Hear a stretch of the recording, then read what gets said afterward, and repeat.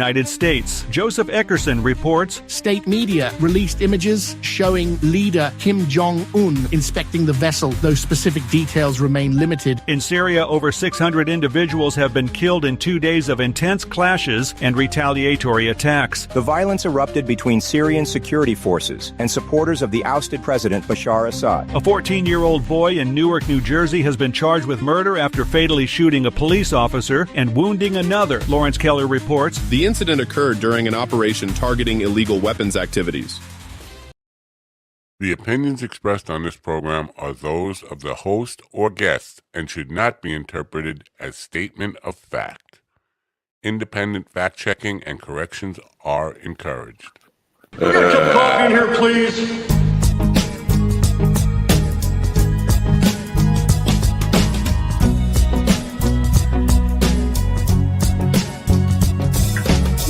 What the hell?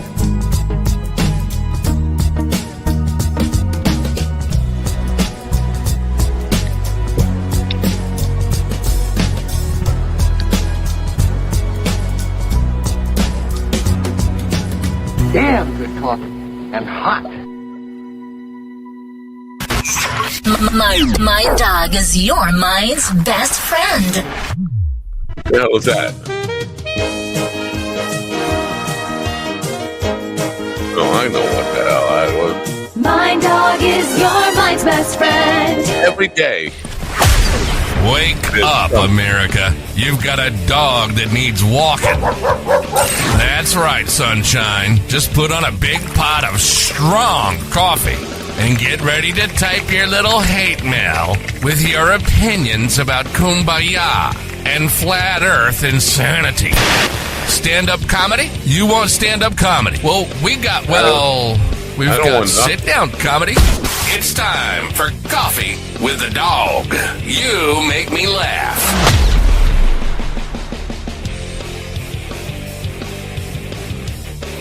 That would be a trick. What's going on with my voice? I'm Jordan Peterson. Hi, I'm Jordan Peterson. Hi, I'm Jordan Peterson.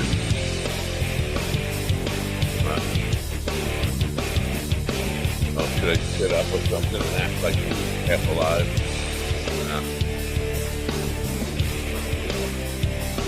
I don't know.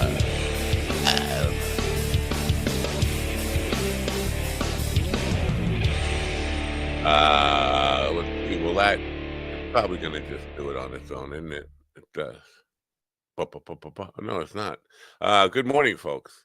It is feels like I don't know. Feels like there's a new day. Not even Monday. It's sub Monday. It's Monday, March 10th, 2025. The first weekday of daylight savings time. You knew this already. You don't need me to remind you of that.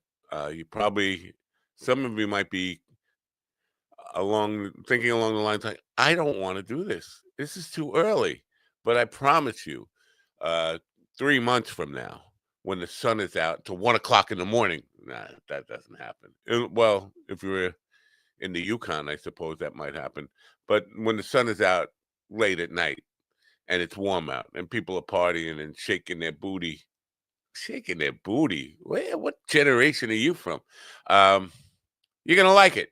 It's going to be summertime soon. Well, you might like it if you're not dirt poor. This might be just a little programming note.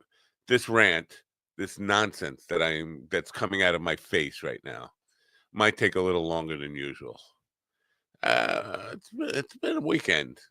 It's been a weekend, an end of a week, and now it's a new week starting. I told you it was nonsense. First of all, yeah, I want to address something. There are people who come into our chat rooms, I say, on this network, with bad intent. Yesterday, we had one of those people in church. I don't get, there's a lot of, I don't know if you know this about the internet, but there's a lot of fucking psychos out there. Guy who was insisting to be brought on a program that is not a guest-related program. He wanted to send me a StreamYard. Well, he just put StreamYard link in the chat. Like, okay, StreamYard link. What's that supposed to mean? Like, what's the Rev supposed to do with that? So is that a no? Like, well, yeah, it's a no, but you got to learn how to ask a proper question before you even get a no. I just don't. And then when he realized he was not going to be allowed to come on, and he wanted to show up the Rev. He wanted to, it's like I think back to the old breakdance. I want to get on stage and show that I can upstage this guy, up breakdance content. That's how old I am, folks. Pesky people would just show up at a show and just want to come up on stage and show their shit. You know what? Go do your own live stream. So the guy got a little aggressive. He called the Rev a C word. And I'll let you guess what that C word was. No, it's not Charlie. Anyway, so I banned him, but I was on my YouTube channel. I just blocked him. And then I noticed he was still chatting. How the hell's that happening? So I had to come over to StreamYard because we broadcast to the Rev's channel. I was not able to block him on just watching it. I had to go into the studio and block him, which I don't feel comfortable blocking people from the Rev's channel. But I didn't want to block him from the chat room, if that makes any sense. No, it was not colored. The name. There's a lot of C words, by the way. You can go down. Cigar. I don't know where I came up with cigar. Coffee. Oh, there's my coffee. Put my coffee in the wrong place. How's that? You don't want to put your coffee in the wrong place. So anyway, I did some research on the guy, and the guy's a total sociopath, psychopath, crazy person. He's been on YouTube for 19 years, has a total of 53 followers, and 7,000 videos, all of which have like 10 views. But he obviously 7,000 videos. He's at this. He's working hard to get those 53 followers, 53 subscribers, whatever. But he thinks he's a preacher, whatever. He's gone. The point I'm making here is, if you're going to use our chat room, you want to play along, we love to have you here. But don't get aggressive. Don't attack the host. If you got something to say, write it in an email. If you want to be on the program, there are booking links on the website. You can request, and you find out that way. You don't come into the chat room, insist to come on the program. And then when you're not part of it, plus there are people who get offended when I don't read their little chats in the chat room. We don't have time to read every little. If something is interesting, you know what? You want to make it shareable? You want me to talk about your comment? Say something good. Say something interesting. Say something funny. I'm getting wound up. Got to calm down. I told you this might be a little long one. Should I mention that the guests are going to be a couple of authors today? Do you even read the books? You got to buy the book. I'm saying that as a guy who struggled really quickly to read the book because I had to. I don't want to have fucking homework. I'm sorry. Here we go. So we got authors today. I got to address this because it's eating at me. It's eating at me. You see it? Anthony Cumia, a racist elite, formerly of the Opie and Anthony show, obviously got kicked off of radio years ago. I don't know how many years ago, but years ago. And he's been doing this podcast thing. And now him and Joe Rogan have given him credit for this kind of live stream video podcast format. He didn't invent this crap. And even if he did, and he caught himself actually in the middle of saying he invented it last night and backtrack. I didn't invent this stuff. Yeah, but you just said you did.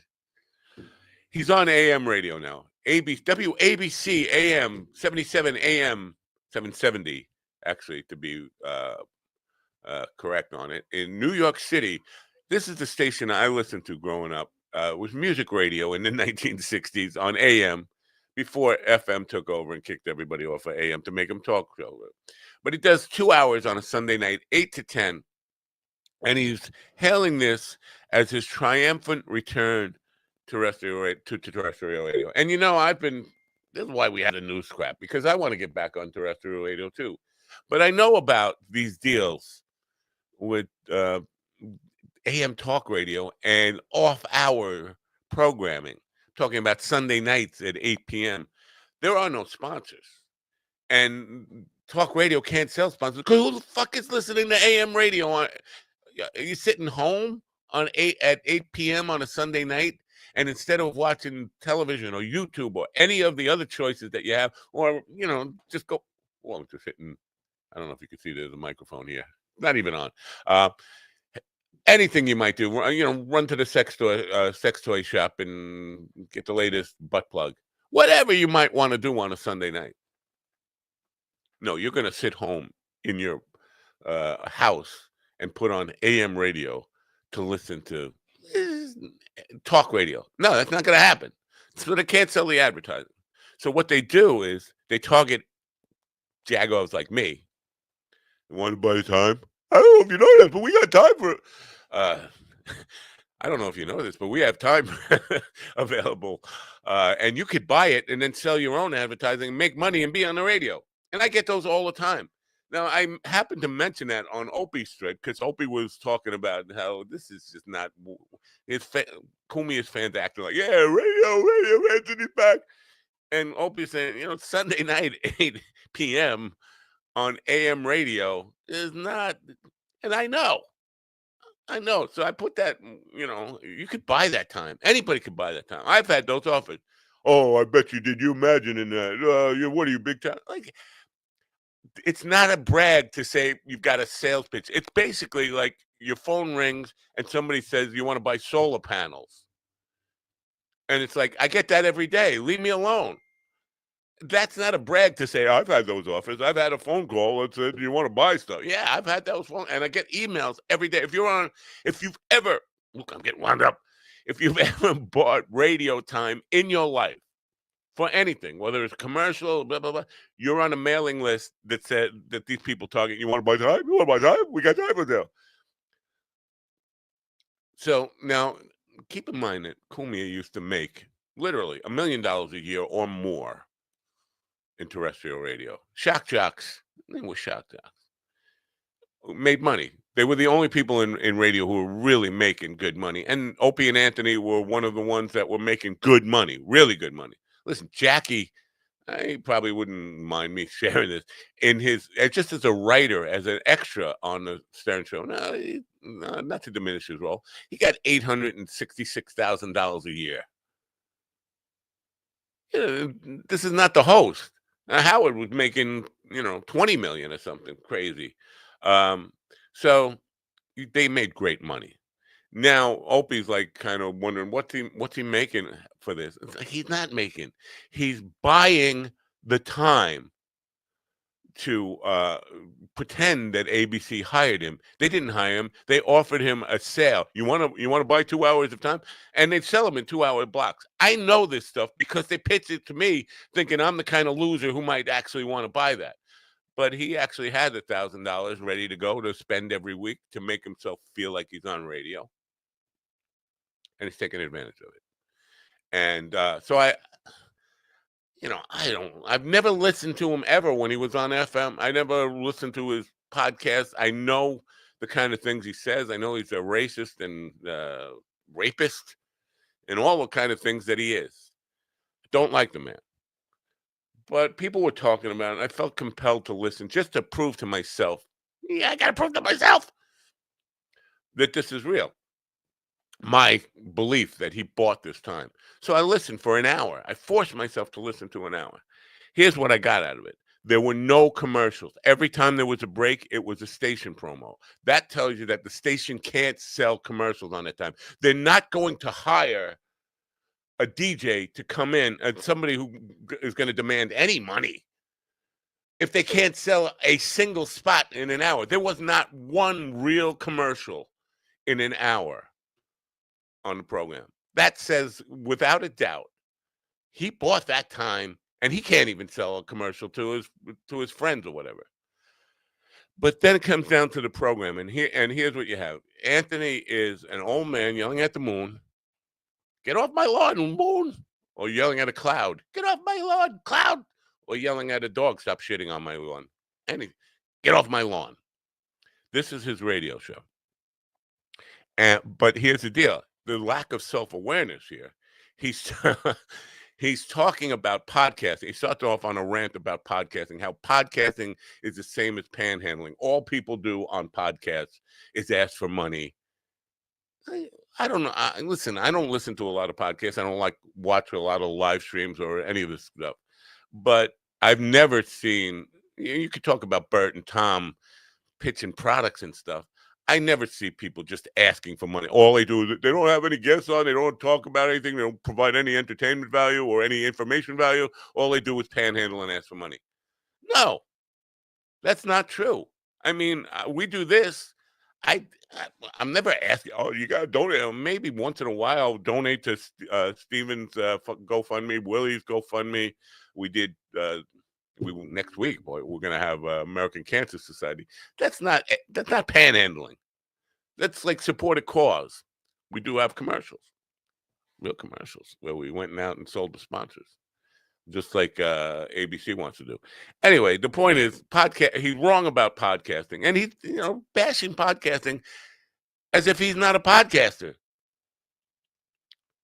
and he's on the radio pretending that he's back because they hired him at WABC. And then he goes into his old man speech about how the world has changed, and all these people, these celebrities, don't bring any entertainment value anymore. All they do is talk about their political agenda. And then he went on to just talk about his political agenda, how he hates woke, how he hates liberals, how he hates the left, how he hates I don't know, progressiveness, all for an hour, talking about I can't stand people like Robert De Niro or Jimmy Fallon or anybody, or Stephen Colbert or anybody who talks about politics because their business is entertainment. Hello, you've been doing this for an hour, and your business is supposed to be entertainment. There was nothing funny or entertaining in that 1 hour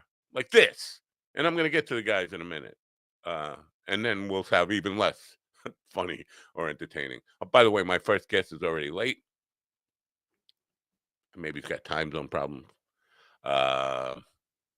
Anyway, I'll get to the guests. I'll get to everything in one minute. I got to get this off my chest.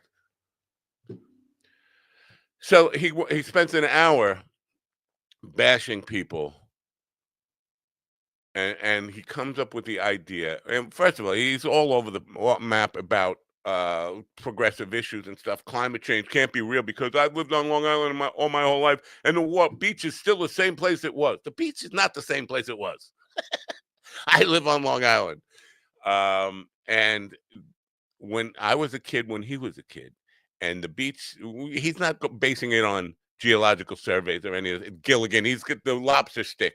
You'd have to be old to get that reference. He is basing it on his memories of where the beach used to be. Fact is, I know people in Amity Harbor, New York, which is near the Amity Harbor House, where they bought houses in the 60s and 70s that had 1,000 foot of beachfront. They now have 20 feet of beachfront. And their houses are now on stilts. Why do you think their houses are on stilts if climate change isn't real? Why do you think they had to raise their houses up 20 feet? Because they kept getting flooded. You can't talk to people who are irrational about this. See, I told you this was going to be a long rant. It's 19 minutes in. I'm still fucking talking. I'm sorry. Bottom line is, you're not, and it kind of discourages me from even wanting to get back on terrestrial radio because it's not all it is cracked up to be. But if you're going to do it, you got to make it really compelling. You can't just get on there and do what I'm doing right now. I'm sorry. I'm going to get on with it. But my take is Kumi's big triumphant return to terrestrial radio, not impressive. And I am right. He bought the time. and he's got to sell time. Speaking of selling time, I'm going to sell some time right here, right now, and then we'll come back. We'll say hello to the dog pound, who are probably equally grumpy and don't want to do this because they lost an hour's sleep because they forgot to get high daily. With humble East Coast beginnings in 2015, Daily High Club is the premier destination for glass water pipes, vaporizers, and consumption accessories. If you're looking to elevate your smoking game to the next level, you're in the right place. With over 1 million top-quality smoking products sold, and with a growing base of over 10,000 monthly subscribers worldwide, we deliver the ultimate smoking experience. But Daily High Club is not just a retailer, we're lovers of the smoking scene ourselves, working with giants like Tommy Chong, Snoop Dogg, Chanel West Coast, and more. Ready to join the Daily High Club? Let our experts curate your collection with our awesome El Primo monthly subscription box, or grab one of our fun and unique pieces from our smoke shop. Click the link in the description below this video to get this party started now. Started now. By the way, I'm not sure that QR code you see there is still working. Ladies and gentlemen, in the room with me right now, the most unexpected Stephen Daylight Ortiz, Ron Daylight Kane, and TT Midnight Fenderson. I lost an hour's sleep. You got to forgive me for stuff like that. Good morning, America. MindDogTV.com. Are you missing an hour? You can get that hour back at MindDogTV.com/merch. For $19.95, you can buy back that precious hour.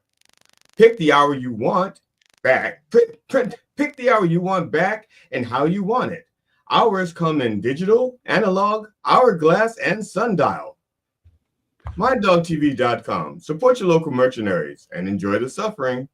I have to retract what I just said about not panhandling.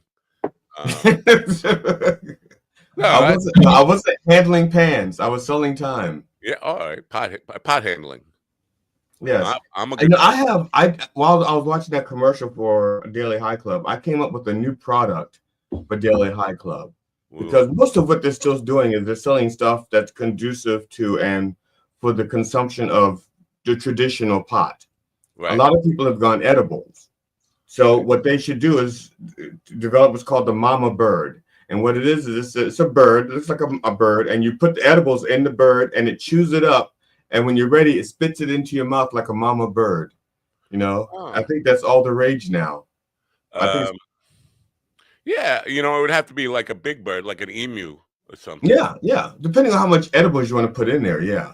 But you could do it. It could be a party thing that goes around to everybody's mouth in the party, or you can make it spin like a CNC. You pull the cord and it spins around, and wherever it stops, that's where it spits the edibles. I just should a little programming note here. 24 and a half minutes in, Stephen, the Daylight Savings Ortiz, has left without saying a word. He was here. He showed us his face, which is not all that pretty, and then left. So he probably had to go to work. Well, I think you were talking about birds getting bird fed, and he got hungry. Yeah. He remember he left some pre-chewed food on the counter.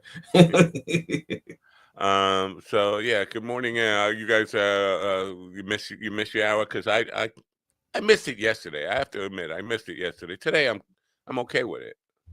And I'm still I can't speak for Ron, but I'm still missing Somebody it. has to speak for Ron. If I keep squeezing it, it's going to explode.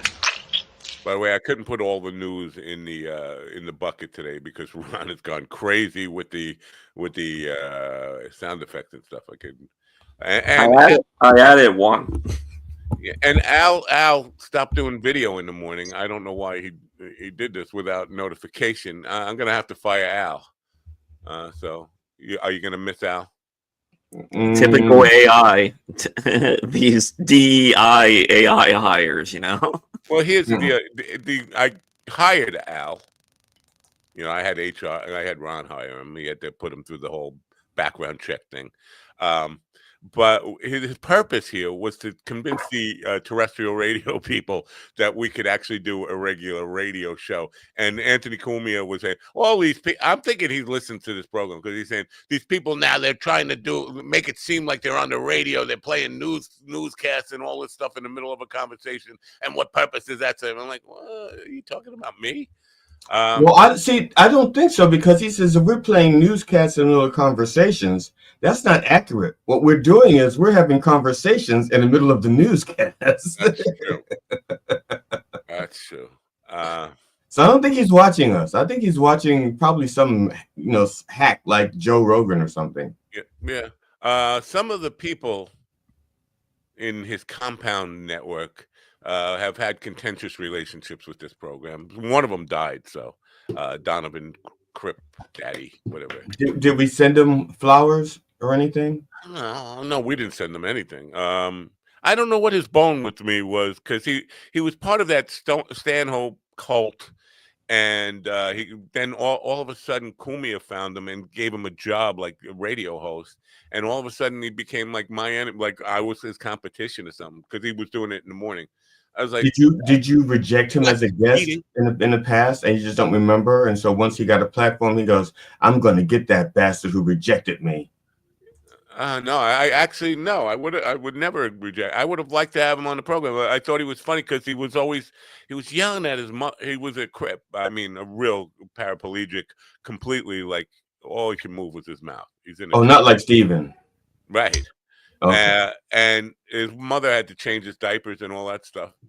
It sounds like I'm talking bad about the kid, but his whole shtick was yelling at his mother, bad mouthing his mother, and just saying terrible, abusing his mother. That was his shtick.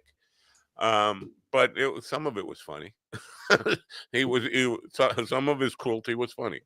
So I would have welcomed him on the show. I think he thought we were somehow competitive.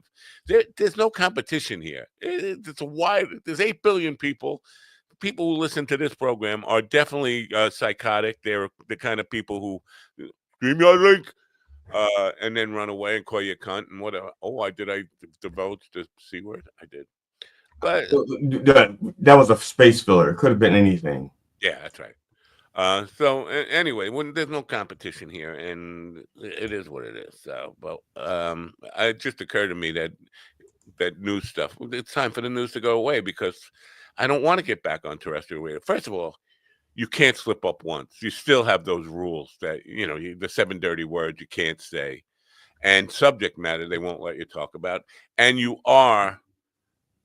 For whatever it's worth, you are at the mercy of the sponsors. If you say stuff the sponsors disagree with, you get fired, you get kicked out. You can't. If the sponsors are pro-Trump, you can't ever criticize Trump. And he was trying to make that point while all these people are bought and paid, like he was talking about networks. They have to toe the company line, the network line. And he's on WABC, who is a pro-Trump network, and all he's saying is pro-Trump stuff. You know what? It's kind of kettle black calling stove heat something analogy that I can't. Heat miser, yeah. It's like the stove calling the fireplace a heat miser. I'm all winded now, but it got to me, because I know the people are acting like this is. You start out at WBAB. First of all, let me just retrack here. Anthony Cumia came on as a contestant on Opie's show for a song parody contest, which you would win in a heartbeat if it was held today. And Opie had a few laughs when we kept inviting him back. It evolved into the Opie and Anthony show, which became a competitor to Howard Stern. And then they went up to Boston, and they were becoming very well known throughout the country, syndicated. And then they went to Sirius XM and getting millions of dollars, and then got fired because of some racist, crazy stuff that he did, chasing people down with a gun on the street of New York City. And then podcasting for 11, 12 years, and now coming back on AM radio on a Sunday night is not a triumphant return that he's trying to play it up to be. And his fans are all, "Oh yeah, it's back." He couldn't be funny, because he can't say one fucking fuck. A lot of his stuff relies on a good fucking fuck every once in a while. Wow. Yeah, so I don't want to be on. Point I'm making is I don't think I really want to be on terrestrial radio after listening to last night. And if that's the case, I can fire Al. Sorry, Al. We don't. So need what you. about extraterrestrial radio? Do you I want to would do love to that? be on extraterrestrial radio. Whether aliens are listening or International Space Station or something like that. Sure. How do you do that? I think you just have to buy your own transmitter big enough to just put it out there. Isn't this that? Can't they hear this? They can go to iHeartRadio if you're on the International Space Station, can't they?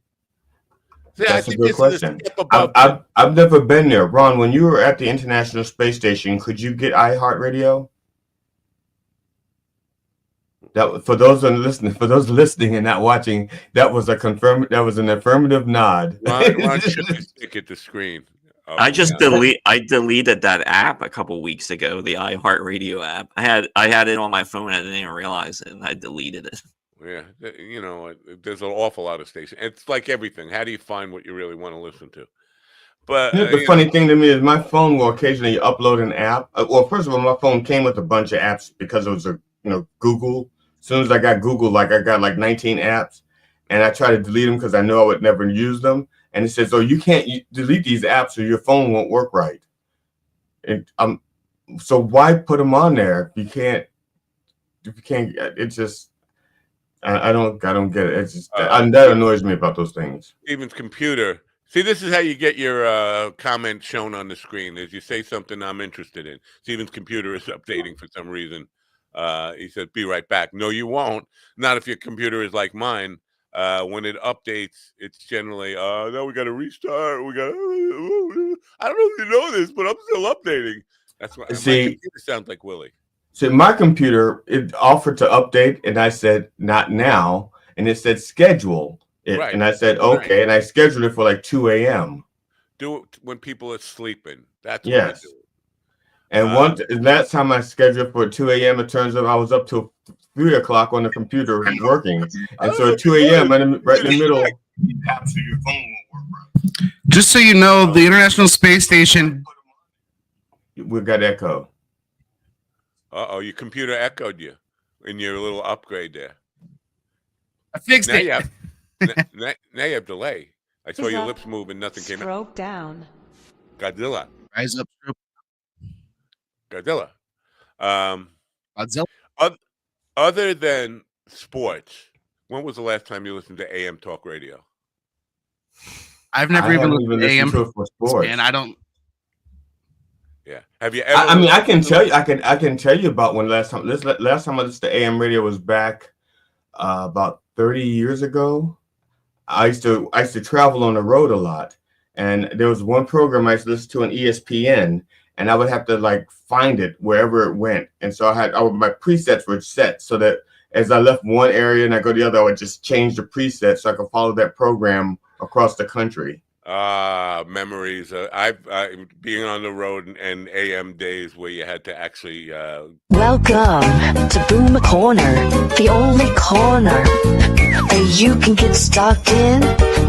I just scared Woodcliff Avenue. I'm sorry, that's my song. I'm gonna sue. I thought the AM stations growing up were just an accident. Because I'd be turning. What you think know, the AM stood for? Accidental media. AM, accidental media. Yeah, well, I don't know. I was a kid, and as a kid, none of the AMs had anything really. It was just all fuzz. It was all FM, and I don't know. Very noisy. I didn't know AM was always staticky. Even it was prime, bad. AM radio had noise, but it traveled much further than FM. Yeah, I didn't know that was a legitimate entertainment source. Right, but even in its heyday, no, I can't say this because in 1965, 1966, I would listen with a transistor radio in my bedroom, the AM radio, WABC 77 AM Golden. You hung out with your trans sister and listened to radio? Transistor, yes. If I keep really squeezing for back it, then. it's going to explode. I get this echo. There's echo on that voice. It's like is that being played through Steven's computer? No. That's actually one of Willie's songs. Mine That's dog. actually one of Willie's songs. Oh. Reverb. Yeah. I don't know. So Patrick Greenwood was our first guest who is not here. Been scheduling and rescheduling for several months now. He's on Saigon time. I touched base with him yesterday, and he gave me this thumbs up. He can't be on in the second. He can't because we got Joel John. We have a Chinaka. One of the Chinakas. I think we have Dr. John. I was in the right place. I was on the wrong podcast. I was in the right. Slappity. Sorry. Steven doesn't get that joke either. Right. Yeah, but I love that song. So we were going to be talking about the novel Shores of Okinawa, which we weren't going to be. I wasn't planning on talking about the book.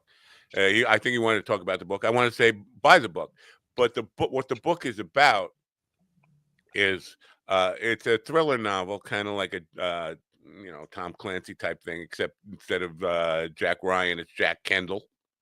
But it's about Chinese cyber warfare. And I think it has a lot of relevance to what we're about to experience in the United States with all infrastructure hacking, or when I talk about internet infrastructure, the digital infrastructure is definitely on the table. China's ready for all-out war. They're ready for actual soldiers on the ground war over this tariff stuff. So that's what I would want to talk to him about. Man, I'm a little bit confused because Patrick Greenwood, the book you had was Forever Our Sunrise in Saigon. That was the first one, and then the second follow-up was Shores of Okinawa. Okay, because Forever Our Sunshine was supposed to have been like a series of books, Yeah. And they were billed as a romance novel. Yeah, well, he got some romance in there, and if I had to talk about the book, and it says Forever Our Sunrise, but the cover you see just says Sunrise in Saigon. And I've had this book for over probably 3 years. I think I read this when it first came out. Is that the first time he wanted to get on the show and canceled? Maybe. But this is Shores of Okinawa. This is the current book. Okay. But they're both, that's why I said they're like Tom Clancy. But Jack, instead of Jack Ryan, it's Jack Kendall. But there's romance. Listen, if there's one thing that will make me bored with a book, is get the guy a date. Go make him find some. Now, you know what? Because you can't. You don't want to read about romance. If you put out a porn film and get it over with. Now let's get back to the killing. What if she's really good at fighting? So every time they get ready to go make out, somebody attacks through the window. What about Mr. and Mrs. Smith? We're like they both were badass fighters, but they were also in love. Yeah, and they never got to have sex because every time they start to have sex, people would attack them. I'm familiar with what you're talking about, but did you ever see Angelina Jolie naked in that movie? Yeah. You did? She saw it? No, not in that movie, no, but I've seen her naked. Oh, see, the movie's not watchable. Finish inside me. If I see Angelina Jolie and she's like, but all you got to do is just watch the movie, do a couple romance, and she doesn't show her tits, I want my money back. Well, it's not the same as like when she did Gia. She was like young and in her prime when she did Gia. It's false advertising. I bought a ticket thinking it would be tits. With Gia? With anything. If Angelina Jolie, the only reason to watch it, that's not like she's a good actress or anything. The only reason to patronize her in any way is for the tits, right? Or am I wrong? Well, in Gia, she had a decent lesbian love scene with who was? Ron, you probably remember who the female actress was that played opposite her.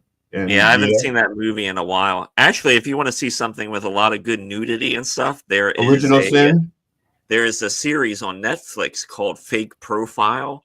It's I think it's a Spanish soap opera, and it is very good. I have a serious showbiz question for you, and this is not part of showbiz news. When you're on Netflix, how the fuck do you find anything? Because all I see I could scroll through there for days and days, and all it's showing me is stuff that I don't want to watch. Like maybe it's just not. Oh, the boomer's back. Let's show them fucking stuff from 100 years ago. Or hourglass. Use the little hourglass, not the hourglass, Yeah, the magnifying glass. Search. Either go into your categories or just like do a search.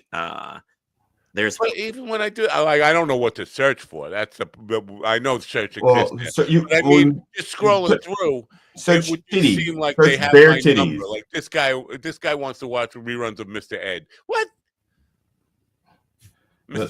Search bare titties or naked titties or tatas.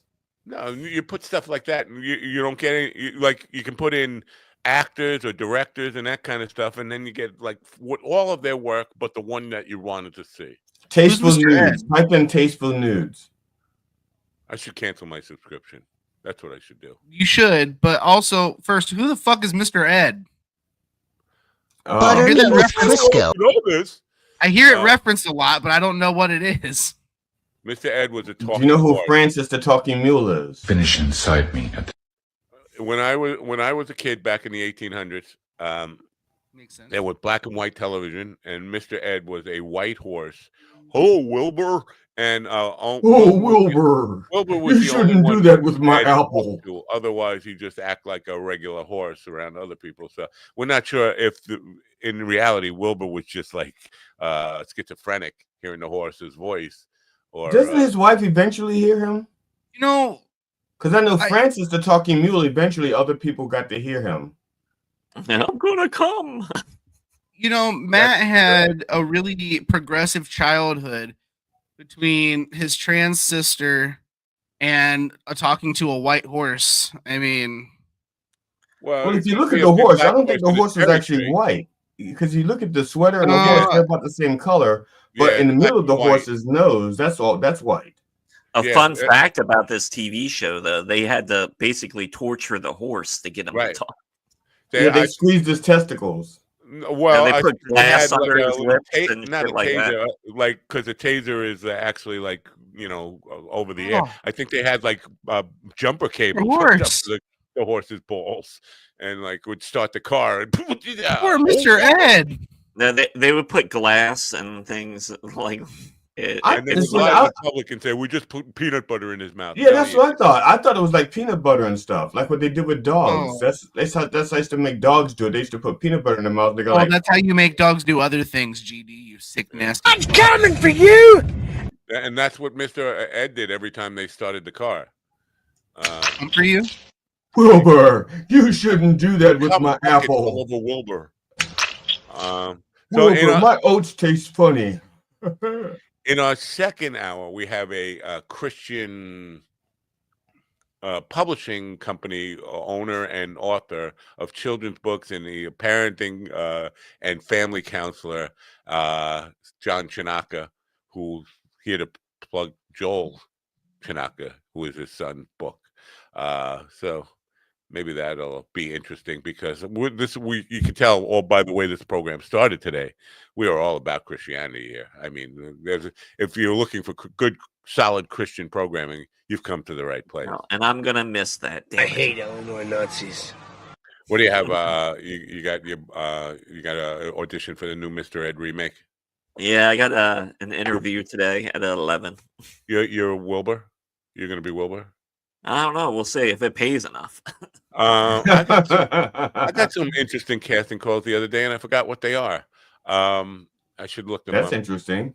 You guys, you don't get those emails for all casting and backstage pass and all. I do. I had I don't know if you know this about me, but I had a voice acting coach, and I was applying for voice gigs for a while. I like almost better than sex. They were looking for. I should have sent this to you. This is what it just occurred to me what that casting thing was. It was for you. It was for wheelchair-bound actors. I was like, I should send this to Steven. Maybe he could go audition and get the part there. It was from some horror series that they're coming out. Normally, nobody wants me. That's great. Yeah. A horror series with a guy in a wheelchair trying to get away. He says, I think They'll never catch me. I'll go downhill. I think it was something about a mental institution or something like that, which is right up Stephen's alley. Yeah. If he had an alley. Just because I have a reputation when people push me around in public that I will start acting special does not mean that it's a specialty of mine. Oh, by the way, you plug your little guest spot with Jeremy Bender. Oh yeah. So I finally got some HD video. I got recording of both of my guest spots for Jeremiah Watson, which are now on YouTube. So go check them out. I have to say, it was the most impressive piece of digital content that I've seen from you. Very, very good. I laughed out loud at a computer screen, and that's tough to make me do that. So the content is very good. If I had any constructive criticism, I'd say get that mic closer to your mouth, man. Yeah, like that. Maybe there was a device. Maybe there was a device that you could attach to your wheelchair and maybe put the mic near your mouth, and that way your hands would be free. If only there was some kind of device. It probably sounded great in the room, but for the camera mics in the back, I had to really strain to hear it. I have to put on closed captions. Well, and I didn't even know it was being recorded at first. It was after that first set that the hired opener or the hired feature was like, "Hey man, that was great. I actually recorded it. I'll record the second one if you want." And I was like, "That'd be great." Second one? Well, I say this: I've heard the jokes before, but your delivery, you seem much more in your element, much more just at home on the stage. And maybe it's because you were on stage and well lit up. It just felt like far more you. Well, I mean, I definitely feel better when I'm up on a stage for sure. I feel better when I'm in the light, but it also helps when it's a packed room. I mean, I definitely do better with more people for sure. And that's fair. I say that all the time, and every time I say that, somebody's like, "Well, you got to put on the same show, whether it's one person." Well, you got to. Well, ideally you want to put on the same show, but there's no denying that it affects you. It affects you. Yeah, I mean, when you have 186 people in front of you, surrounding you, that energy is a lot different than 7 comics in front of you and 3 audience members. Just said ideally. Nobody ever says ideally when they're fucking bashing you for this shit. Oh, you got to put on the same show. They don't say ideally because the ideal. Then they're not practical. Then, because practical, you would say ideally. I mean, we don't live in a perfect world. Yeah. But we keep comparing it to perfect things that don't exist. Yeah. Oh, I found very good, Stephen. Share your link with that for the people. Go get it and put it in the chat room there. Whoops. Oh shit. That's the hottest fucking thing I've seen of somebody in a wheelchair I've ever seen. That's whoops. Is there a link to her page or how long has it been since I had to hold my hair when I lean over? Yeah, it's Lily Wheels and Lily Wheels? Yeah. You know, I'm sorry to say, because she's in a wheelchair, I feel like I'm picking on her now. But you know that became an instinctive thing, grabbing the hair, because she gives a lot of head. And see, I was thinking because she peeks a lot. She knows when she leans forward, the hair goes in the way. And what the fuck? That's not nearly as impressive. I'm not even gonna. No, I do that all the time. Because here's the thing: she just does Kegels. Good for her, though. For the people on the radio, we are looking at somebody with a skirt who looks to have a pendulum rope shoved up one of her holes. Her hoo-ha. We don't know that. Could be her aha. It could be just taped to the thighs. She could be just holding them between her thighs. Here's a trend that's been going on for a bit. The hot dog thing. No. Now, Ron, you have to explain this for the people on the radio, because it's a woman. She's laying on a table and she has some cereal in her mouth. Oh. And someone pours some milk in her mouth to make a mouthful of cereal. And then she holds it there like she's kind of like a porn queen showing you her. I got your jizz. Not that I've ever seen porn, but have we confirmed through forensics that that's milk? Yeah, it's milk. Oh, that's a shame. and that they actually eat it. And once they do that, I'm sorry. Those things like that really don't interest me. It doesn't take a lot of talent, other than the fact that it just doesn't. I've seen much worse. People's putting ketchup in their butt and then squirting the ketchup back out on a plate. Then someone dipping French fries into the ketchup that just came out somebody's butt, and then they eat the French fries. For people on the radio, we're listening to GD Kumia, complaining about how the world is just falling apart. It was much better when he was a kid, and there was real talent in the world. Oops. I accidentally did that under you, Matt. That was my bad. Sorry. That's fine. Here's a link to Steven's what do you call it? Guest spot. What's Jeremy's real last name? Is not Bender. Jeremiah Watson. Watson. What's he famous for? He was a regular. He played a character on Kill Tony for the first 4 or 5 years out of the Comedy Store. He's a regular on the Dr. Phil live show with Adam Ray, and then I'm a regular on the Bowl every morning. I'm sorry. And then he has a podcast with Trailer Park Tammy. Oh, Willie knows those guys, the Trailer Park podcast, and he was gonna get them forever. Oh, I don't know if you know this, but I know, and they never showed up. Kind of like Patrick Greenwood today, not showing up. Yeah. So anyway, Jeremiah Watkins. Jeremiah Watkins. Jeremiah. You know what? His parents needed talking to. Yeah, no, I was really nervous. The video you commented on was set 1, and that was I had 45 minutes prep time from the time they called me to the time I had to be there and on stage. No, you had 34 years prep time. Thank you. All right, then moving on with the show. What is this 45 minute? Wait, I was a raw beginner. I never did comedy before, and then all of a sudden, no. No, I was literally sitting at home on the Xbox playing games, about to eat dinner, and then I got a phone call like, "Hey, what's up, man? Jeremiah wants you for a guest spot. Can you be here by 7?" That was at 6:15. No, how did he find out about you? I went to the Friday show and I met him, and then he asked me if I wanted to hang out for a little bit after the meet and greet, and then we hung out for a little bit, and that was it. There was really no talk about it, and then did you blow him? No. Yes. No. I probably could have gotten more than a guest spot then, but I think you blew him. Anyway, now this is not the kind of stuff that a Christian family therapist is going to want to come into too. So I think I'm scaring away the second guest as well. Oh, hey, it's not like we talked about cum balls or bukkake. Yes, we did. When? Oh. I don't remember even hearing those words before. Cum ball. It's still one of my favorite clips is when you discovered what bukkake was. That's by far the best clip. I still don't understand where the word comes from, though. Because you could just put out any gibberish and give it a. That's why I was, that when we had the guy Brazers or Brazzers, whatever. What does that mean? Because I'm sure it means something really filthy, but or each letter stands for something, but then you got the 2 Z's in the middle.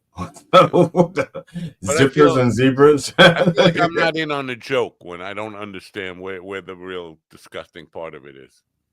Because there's no Latin etymology. Yeah. Let me see what's going on over there. Anybody in? No, nobody's over there. I don't know. Maybe so. I looked it up. What does it mean? And other than that, everyone's saying it means it's a pornographic website. Urban Dictionary is assuming that it's pronounced braziers, not brazzers. But it would have to have other syllables in there. Because BRAZZER, according to Urban Dictionary, is a slang word for large breast, tits, jugs, etc., also known as, and yeah. So They said it's a slang word for boobs. Okay. Anne says good morning. She doesn't say gentlemen anymore. She's learned her lesson. She just says good morning. Good morning, Anne. So Speak American. We're not too disgustingly savage and gross for Anne, right? So no. Now she does address us in clockwise order, starting with Matt. So she's like, "Good morning, Matt, Ron, Steve, and GD." Well, that's Oh, nice you got last. I'm sorry, buddy. Put the dog at the top. Yeah, I am black, so. Well, that's why I said I'm sorry. But there are other benefits to being black. True. Yeah. Like, for example, a penis that strikes fear into an entire race. I performed at this show on Saturday night, and they had this stage that was like a runway. The stage was long, like you were doing a fashion show. Damn it! Where was that stage when we did the runway show? Wait, was it? Hold on. Was it just a runway and no like stage? Because generally, when they have a runway, they had a stage. It was just set up like a runway, and at the end of it, they had like these two lights. So it was just weird because they had like the room was full. It was a great room, but it was just weird having a whole bunch of people like just behind you looking at your ass while you're trying to do.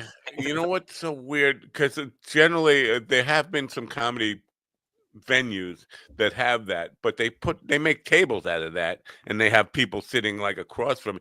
But that's what I hate when the stage. How do I even draw this out? But the stage is back here, and then people are perpendicular to it. The tables are perpendicular to it, and they're sitting facing each other. So if you want to watch the show, you have to turn your head 90 degrees for your chair. Yeah, but then you're looking at the back of somebody else's head. It's very. That's when you do this to them. You. Well, I mean, I don't know. Clubs do that? They shouldn't be perpendicular. They should be parallel, so you can look straight on. But then the people, I guess, some people like they're sitting there, and you go like. Right?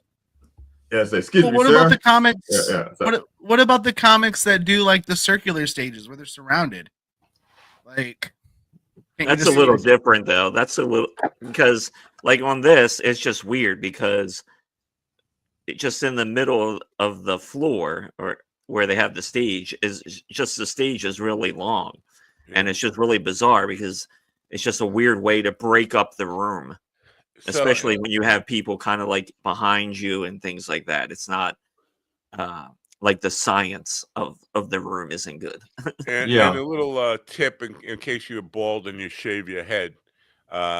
Just know that if you cut yourself in the back of the head, the people behind you are going to be grossed out the entire show. Oh, dude, that happened yesterday. That happened yesterday. I shaved my head. I shaved my head yesterday morning. Because it was my niece's birthday yesterday. We had a bunch of people over, and I cut my head. I didn't realize it. And I was sitting there, I was pouring drinks, and my buddy comes up and goes, "Why does the back of your head look like a gross vagina?" I was like, "What do you mean?" He goes, "The one fold's full of blood." And I'm like, "Ugh, what?" Then all of a sudden you're like typhoid Mary HIV Steven walking around with the bloody head. Ew, you bleeding. It's dry. It's been dry for hours. I know it wasn't even wet. I got a paper towel and like cleaned it up. I was like, "Oh, I guess I was bleeding." But yeah, it was funny. Yeah. Did you just see somebody walk behind me? When I cut stuff back of my head, I just cover it with my hair. That way people don't see it. Oh well, that must be nice. I wanted to get I didn't get a chance, but I wanted to get a picture with this one guy because I think I found your doppelganger in Chambersburg, Pennsylvania, GD. Oh, GD's got a doppelganger. Well, you found know, another Dr. Dreads.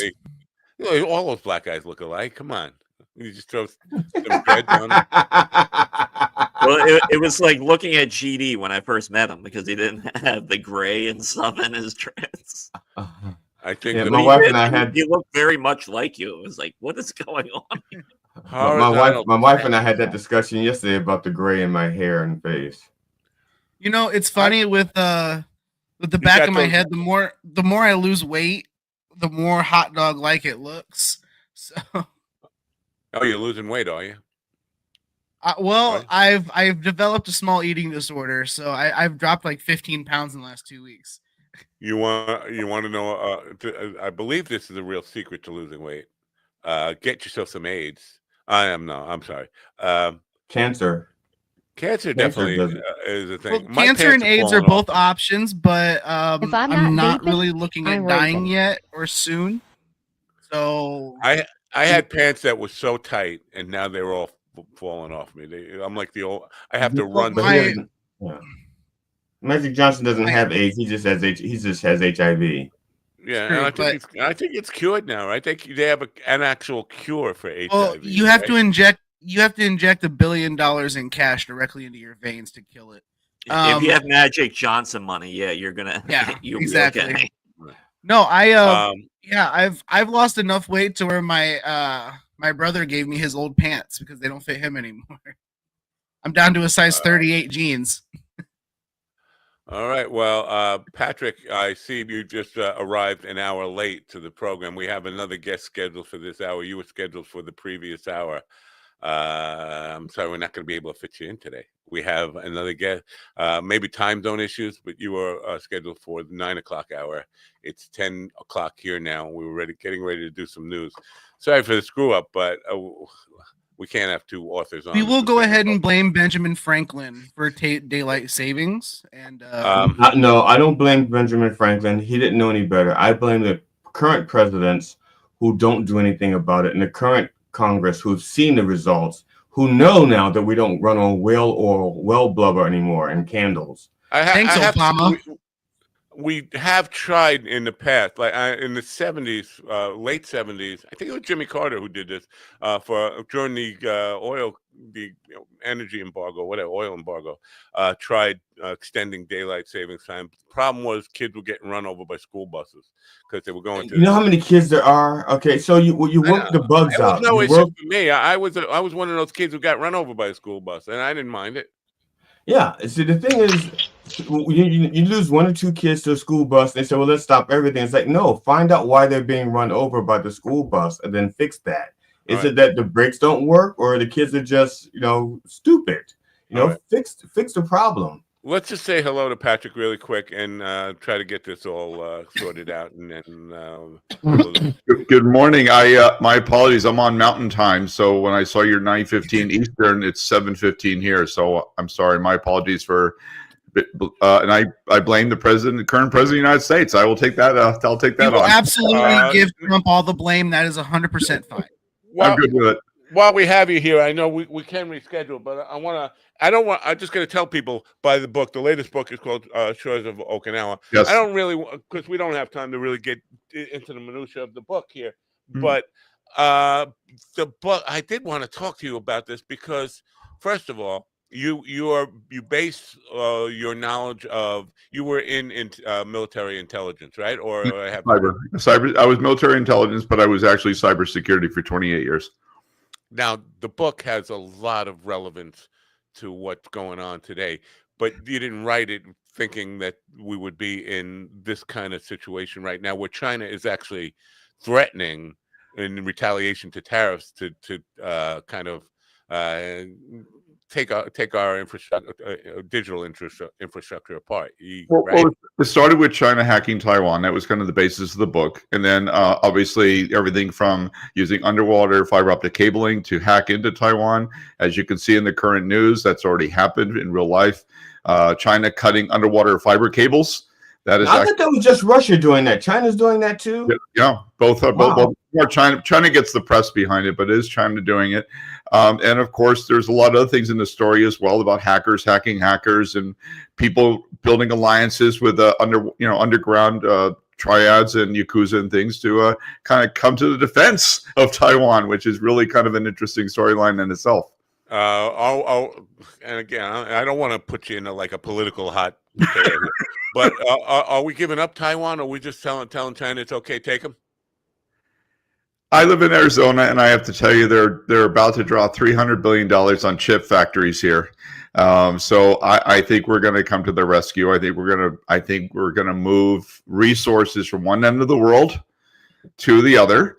I think that the construction going on in the Philippines and in Saipan and Okinawa and some other places is very interesting. as well. Japan is building up their Navy. Korea is building up their Navy. The Philippines is building up their Navy. And for some reason, Vietnam is now building up their Navy. So, so I think there's some interesting things happening on that side of the world. I will be really upset if Arizona starts to build up their Navy. But no. We have the Grand Canyon, bro. Come on, man. We got artillery. We got all the toys here. But no, we do have the Sea of Cortez where a lot of drugs come in. So yeah, we could definitely use a Navy down there. Yeah. But I was wondering about the gosh, because you said Arizona. That man, I have to come back now. See. I messed myself up by talking about the Navy. Yeah. Yes, seaman. I got it. The factories or the plant that's coming to Arizona with the chips. Is that part of the CHIPS Act? Yes. Yes, it is. It is. That is great. Jay, Chidi, sorry. That is part of the CHIPS Act. Yes, but it's also a much longer term play, because by having the chips coming to Arizona, there's already lots of resources in the state. There's a lot of people from Taiwan that moved over when the first chip factory was built. There's like 3,000 people that will be employed there. There's a battery plant that's being built here as well for electric cars. So there's a lot of foreign investment coming in, but it's being well regulated and well managed by the government, because there is a lot more coming to the state of Arizona in a very good way. I do not think they would allow Taiwan to invest this much into the state of Arizona and then not defend them, right? But we got rid of the IGs that would actually be the ones looking into to make sure that everything is above board.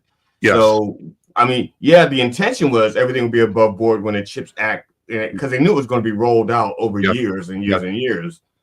But they got rid of the people investigating that stuff. Yeah, they are, but the Arizona was not the state that they were concerned with. There was other states like New York and others that have are part of the CHIP program that they're really looking into, going, okay, is this feasible? It's in the middle of the dead of winter. Can the plant be open 365 days out of the year? You know, all the other infrastructures. Arizona's a desert. I mean, they could put water and drill for it and put up solar in a matter of a few months, and now they have power. Other states, especially the northeastern states that have weather problems, that the chip factories have to be 365. No outages, no downtimes, no nothing. So Arizona, Texas, Oregon, Washington State, Idaho, all are potential possibilities for more plants as well. I have I'm making the most of this short time that we have with Patrick. I do. I have your book, your first book here, Sunrise in Saigon, and on your website, I think it calls it Forever Our Sunrise in Saigon. And I'm like, where does it say that on this cover? I re-released the book in 24. I actually did a rewrite of it, and I changed a little bit of the storylines as well. I had a really difficult challenge with my publisher on the first book, and we came together and said, look, there's lots of grammar issues, there's a lot of spelling problems, the storyline needs to be changed. So I wrote it for you then. A blind man could have written it better. So the nice thing is the publisher came back, we re-released it in 24 under Forever Our Sunrise in Saigon as well. So I give my hats off to Austin McCulley, because they did step up to the plate. They're re-releasing an audiobook next month for it as well. So they have done good on book one. And the current book is again. Yes. I haven't. I could show it here this way, but Shores of Okinawa. And we want to tell people, go buy the book. PsychowriterLLC.com. Yes, where you'll find out all about this stuff. Now, I'm going to give you the benefit of the doubt over my family, and this will get me in trouble here. I think I think it was in the first book where you're describing Jack Kendall as an ex-former Marine. Yes. My family is Marines, and if I ever said former Marine, I would get my ass ripped apart. You're always a Marine. Yes. But I give you, I would give you better credentials than my family, because they're a bunch of idiots. Is that a former ex-Marine? First of all, it's kind of confusing, former and ex. I was told to say ex-Marine. Yes. But you're a Marine for life, but never say former. Have you ever heard of such a thing? Well, I'm a Marine. I got out in 1988. I served 6 years in the 3rd Battalion, 5th Marines, 1st Marine Division, 1982, 1988. So I am a Marine. I will be a Marine for life. I think it's more of a political genre, to be honest with you, because there are so many people in the book that were ex something. Forrest was also an ex-Marine. Jack was an ex-Marine. The current, but in the context of writing, I wanted people to know who Forrest is, because Forrest is very important in my next book, Scent of the Lotus, which is coming out this year, where he's the CIA station chief. He's the current CIA station chief. Now, if I would have said he's a Marine and he's a CIA station chief, it would have been a little confusing. So the reason the X was put in there was to give him context of his history. And now, obviously, his present day. Jack is a global troubleshooter today, but he was previously a Marine back in the 1980s. Wow. Now, as a global troubleshooter, because first I didn't even know we still used globes. I thought everything was digital now. So he goes around looking at these globes and saying, look, it should be a more bulge in the middle because it spins like this. Yes. And also the magnetic poles have shifted. So, is that what he does when he? Yeah. He goes around the world, and whether it's flat or round, either or, he still gets on the same plane and puts on the same shorts, and he goes around and deals with global problems. In this case, China hacking Taiwan. I have described this book or these books as Tom Clancy-esque. Is that unfair, or do you hate that? No, I love it. Big fan of Hunt for Red October, Threat Vectors, The Cardinal of the Kremlin, Patriot Games. Huge Tom Clancy fans as growing up, but it also has the romantic side has more of a Danielle Steele flavor. So the first book, obviously, if you read Forever, sorry, I'm leaving. No, yeah. I'm sorry. Before you came on this morning, I was talking about how any mention, like, what does a guy have to have a girlfriend for? Can't we just stick to the killing and the cyber? We do. Now, remember, the first book was very romantic. Yeah. The second one, a smidge, and she dies. So go work with me. So it has a happy ending. Edit that part out. Edit that part out. We don't want to give away anything. We want the happy part where she dies to come. You have to buy the book. It's early, right? Remember, she dies early. So, but that builds up to the rest of the story. Come on, Ortiz, work with me here, man. It's still a happy surprise. We'll edit this part out too. But yeah. So, but the part about you kind of tied yourself into Jack Kendall as being. And maybe this isn't a bad thing, but you always have to write about Jack Kendall, right? Forever and ever. Like Tom Clancy as Jack Ryan, you gotta stick with that until the day you die now. Well, he doesn't necessarily stay being the primary in this book, as you know from reading it. His daughter Regina Kendall becomes the ultimate badass, and his son becomes the ultimate hacker. So in the next book, it becomes a prequel to the first book. So book 3 is a prequel where Forrest and Bowie, where they came from and how their whole romance started when they were in Vietnam back in the 70s. But book 4, it's probably 70% Regina Kendall chasing the remaining Russian who's still on Okinawa running around. So he's there. He's going to be there. He's going to have that little bit of a role. But the transition point of introducing bigger, better, badass characters, including his daughter, is obviously was the point of this book as well. So is there a Thanksgiving scene where the families the spies all get together around the table and they don't trust each other because everybody thinks somebody else poisoned the food? No. Oh no! At the end, it has a wonderful family thing at the end, which is. I think we just learned something about DD's family. Well, I am the last one. Okay. I am the last one. Patrick, I'm sorry we are short on time. We have to get to our next guest and we have to play news. Sorry about the mix-up. I forgot Arizona. The whole state of Arizona doesn't do the day. You stay on one time forever. Yeah. We're dumb. We switch. No worries. It's okay. But, I'd love to come on again. I'm glad you guys had a chance to read the books I sent you. And Ortiz, I did sign it for you. So hopefully that you saw my signature on your copy. So, but mine, love have me anytime. Love to come back on again. Okay. And when you come back, you have to explain how Arizona does not do daylight saving time, and yet they still don't run over children with the buses. Because that's why we stopped doing it in the rest of the country. Maybe book 5. I'll cover that in book 5. Let me show the book cover one more time and tell them PsychoWriterLLC.com. PsychoWriter LLC. Now, it looks much better there than when I hold it up. That's much better.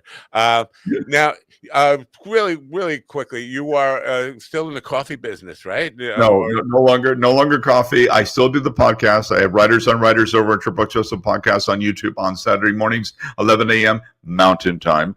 Wow. And I still have writers coming on talking about their books. All right. I just want to mention, you're still a coffee drinker.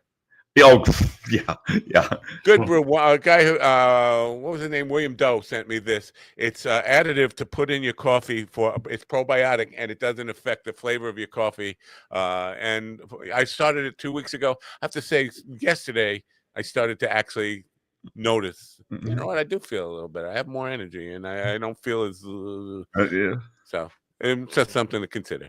Anyway, you are welcome back and we can talk about the book in more depth then. But thanks for thanks to the Blur Bond guys. It's great to see you guys, and I'll see you on Short Leaves later. Okay. Take care. Okay. Bye for now. We got to get to news, and then we're going to meet Dr. John Chinaka, who is you know what happened? Oh, Ron just bailed because he had some kind of appointment. Interview. Yeah, he had something at 11. He was meeting Steven at Ace Hardware. Yeah, in the Walmart. The Ace Hardware in the back of the Walmart. All right, calm down with that talk.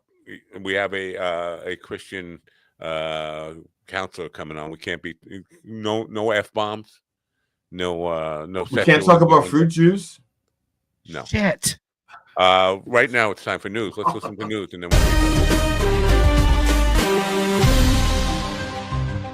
In Syria, over 600 individuals have been killed in 2 days of intense clashes and retaliatory attacks. The violence erupted between Syrian security forces and supporters of the ousted President Bashar Assad. Sunni Muslim gunmen loyal to the new government launched revenge assaults against Alawites, who were key backers of Assad. Jim Kender reports. North Korea has unveiled its first nuclear-powered submarine, raising significant security concerns for South Korea and the United States. Joseph Eckerson reports. State media released images showing leader Kim Jong-un inspecting the vessel, though specific details remain limited. Experts suggest the submarine could be capable of carrying nuclear-armed missiles and might become operational within the next 2 years. Russian forces have intensified aerial assaults on Ukraine for back-to-back consecutive night, resulting in at least 25 fatalities. Benjamin Wright with the latest. This escalation follows the United States' decision to cease sharing satellite imagery with Ukraine, a move perceived as an effort by President Donald Trump to pressure Kyiv into accepting a peace agreement with Russia. Polish President Donald Tusk criticized the U.S. action, cautioning against appeasing Russian aggression. This is the latest news headlines. I don't know if you know this about this.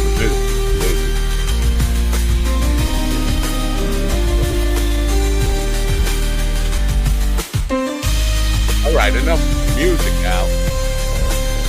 How does that take? That's where the video went. He spent all the budget on International Women's Day, women worldwide rallied to demand equal rights and an end to discrimination and violence. In Istanbul, protesters opposed government restrictions on women's rights, highlighting Turkey's withdrawal from the Istanbul Convention. European demonstrations focused on issues like equal pay and healthcare access. Jessica Oakley reporting. A severe winter storm has blanketed northern Arizona with heavy snowfall, causing a 15-mile traffic jam on Interstate 40 between Flagstaff and Williams. The accumulation of snow and a two-vehicle accident contributed to the prolonged standstill. Despite one reported injury, no fatalities occurred. Snowfall ranged from a few inches in lower areas to over 2 feet in regions like Flagstaff. Kyle Norris reporting. A 14-year-old boy in Newark, New Jersey has been charged with murder after fatally shooting a police officer and wounding another. Lawrence Keller reports. The incident occurred during an operation targeting illegal weapons activities. Officer Joseph Ascona, 26, was shot before exiting his vehicle, while the second officer sustained non-life-threatening injuries. And that's the latest news headlines with Alan Edwards. Good. All right, now you're fighting. Ow. I can't even. Ow. Anyway, they don't know how to drive in Arizona when it's snow. Flagstaff does get some snow, but most of the state, they're like, what is this white stuff? Cocaine? Somebody's pulled cocaine on the road. What else could it possibly be? It's Arizona. Come on. Or Morton salt. When it rains, it pours. Right. We guess we have to move on. I did want to talk about the wildfires here, but we'll talk about that in the closing segment of the program. Dr. John, now this is the GD alerted to me because I don't even pay attention. I cut and paste. I cut and paste the stuff a publicist sent me into the description, and then we noticed Dr. John Chinaka is the guest here today, but the book that I was highlighting is by Joel Chinaka. Like, wait, does he have two names? And then I look on, there's a website we're showing mjchinakapublishing.com, and it's a family thing. I think Joel is the son because we have Jane, John, and Joel. We need a Jimmy and a Jack well, Jack is John, right? Anyway, Dr. John Johan. Well, it actually be really funny if you just had all versions of the same names, like all Jack, John, Johan, Ian, all the same. They're all the same. All right, allow me to screw up his intro, will you? Sure, Dr. John Chinaka has over 42 years of teaching/counseling experience in PA, which is not public address, but in Pennsylvania, and South Carolina public schools. After completing his bachelor's and master's degrees in elementary education, he taught in various elementary and middle schools. So I'm doing what I told Stephen not to do. I'm reading the entire intro here. At multiple locations at different socioeconomic and cultural groups. He is now a Christian marriage and family practice counselor, and he's here now. Say hello to Dr. John Chinaka. Good morning, Dr. John. Good morning, Matt, Steve, and G-Day. Good to see you. You're in the right place, but you must have been the wrong time, Dr. John. Do you know Dr. John, or do you get that reference or not? No. Yeah, sure. Absolutely. Right. I want to show the book because I was confused by it, and GD brought it up to me earlier this morning. It says Joel Chinaka. I was like, but I guess Dr. John Chinaka. Am I spelling his name wrong? No, I'm not. So John, your son, Joel, your son? Yes, this is a unusual situation. It's a family publishing company. My wife Jane and myself and my son Joel actually the last 2.5 years got involved with publishing, and so the three of us are putting books out and exploring this whole world of publishing late in our lives. I'm 77 years old, so I'm retired, but yeah, it's kind of an unusual story how we got into it. So you're a kid, 77, WABC. You're a young man, so good for you. 77 to 55, so. Yeah. Yeah. Now the book, I think there are many books on the website, obviously. I think this is the current book, Hunter, we're looking at, right? Well, that's nice you put that up there. Yeah. Well, actually, the first kid that's behind the dog on the right-hand side is Joel. Wow. So most of our books, we have 12 children's books that are published. And then we have parenting books that we have also done. But of the 12, they're all about family. They're all about stories of our children and a lot of pets that were involved and so on. And we just decided to bring that back to life with in print and in illustrations by doing books on our children when they were growing up. Now, did they grow up in Pennsylvania? Because you grew up in Maryland, but the books are in Pennsylvania. And being a Marylander, I'm offended because Maryland has mountains just like Pennsylvania. Matter of fact, Maryland has crabs and Pennsylvania does not. So there are a lot of things that Maryland. So I'm just wondering why you had to transplant the family from Maryland to Pennsylvania when Maryland is a perfectly good state to raise a family in. If you're going to choose between Pennsylvania and Maryland, I'm just saying. Before you respond to that, I just have to address our audience who were hoping there was a perfect opportunity for a dirty joke there, but we have a Christian family counselor with us, so we will refrain from that. Wrong. Actually, I just said he moved them because the state had crabs. No.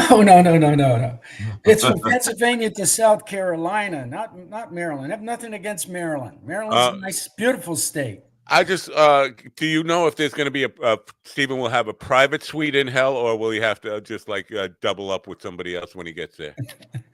Well, I don't know that one. You have to remember, I'm probably going to hell because there's only a stairway to heaven. So anyway, back to you, man. Okay. Yes, well, I think we should mention that Stephen's in a wheelchair. Yes. Why should we mention that? because otherwise the reference doesn't make sense that he can't go to heaven because then I it's sound scared lazy instead of incapable. and he's in a wheelchair. You know? Now we tried to explain this all. This is all a shit show. Back to you, Matt. So Dr. John. Yeah. I like saying Dr. John. I find I've had I don't know. I lost count. At least 3 authors on this show over the last 20 years or something. Lots of authors. At least 3. Probably 3 a week. I find there is not a literacy problem. People know how to read. People are reluctant to read. And children's books, I'm wondering, first of all, are children interested in reading these days, or is it something a parent has to read to them and almost kind of force feed them? Yeah, sure. Children are interested in reading.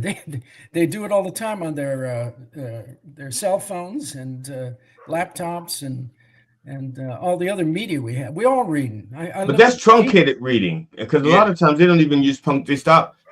Be honest, a lot of them, because of that, have lost the use of grammar, punctuation, and even simple things like irony and context. They've just lost the ability to use those things. Right.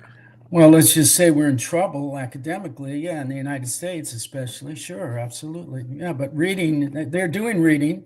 I don't know what kind of reading they're doing. Not necessarily wholesome and ethical. Well, I meant books, really. The ability for a child, because I'm wondering about, like, Hunter. Is it something a parent would read to children, or we would expect them to kind of pick up the book on their own and read it? Well, both. Is it geared toward dogs? Both. Okay, children can read that book by themselves, or parents, which would be nice, could read them to them in the evening. It's a great thing to do for parents to read books to their kids in the evening. Yeah, little ones. It's a wonderful thing. Is it important that every book that you publish have kind of a family values kind of message to it? It is for us, Matt. For what we're doing and what we're, the niche that we have and the interest we have. Yeah, it's all family centered and so on. Absolutely. Right. Now, I have a few questions, but one of them, for example, just the term family values, especially when you get into the political arena, it means something totally different. And people just plug into it what they want, so it's like peaceful family values. And turns out that most of those people who are promoting family values means I have 2 families. I have 2 families that I value because my wife isn't good enough, or I don't think my husband's good enough. So I have 2 families. So what I'm saying is it's gotten tainted because of politics. So when I see the term family values, I discard it right away. I don't even think. It's like, okay, what's the details? What is your family values versus another family's values? Well, how about positive family values? Oh, again, that still moves. The bar. We want something that's healthy. Something that's going to make people grow and put them in a happy kind of a positive way. Okay. Now, if you're talking about family values, like we value stealing, we value lying, we value doing harm to other people. That's what we value. Well, is that healthy? That's the question.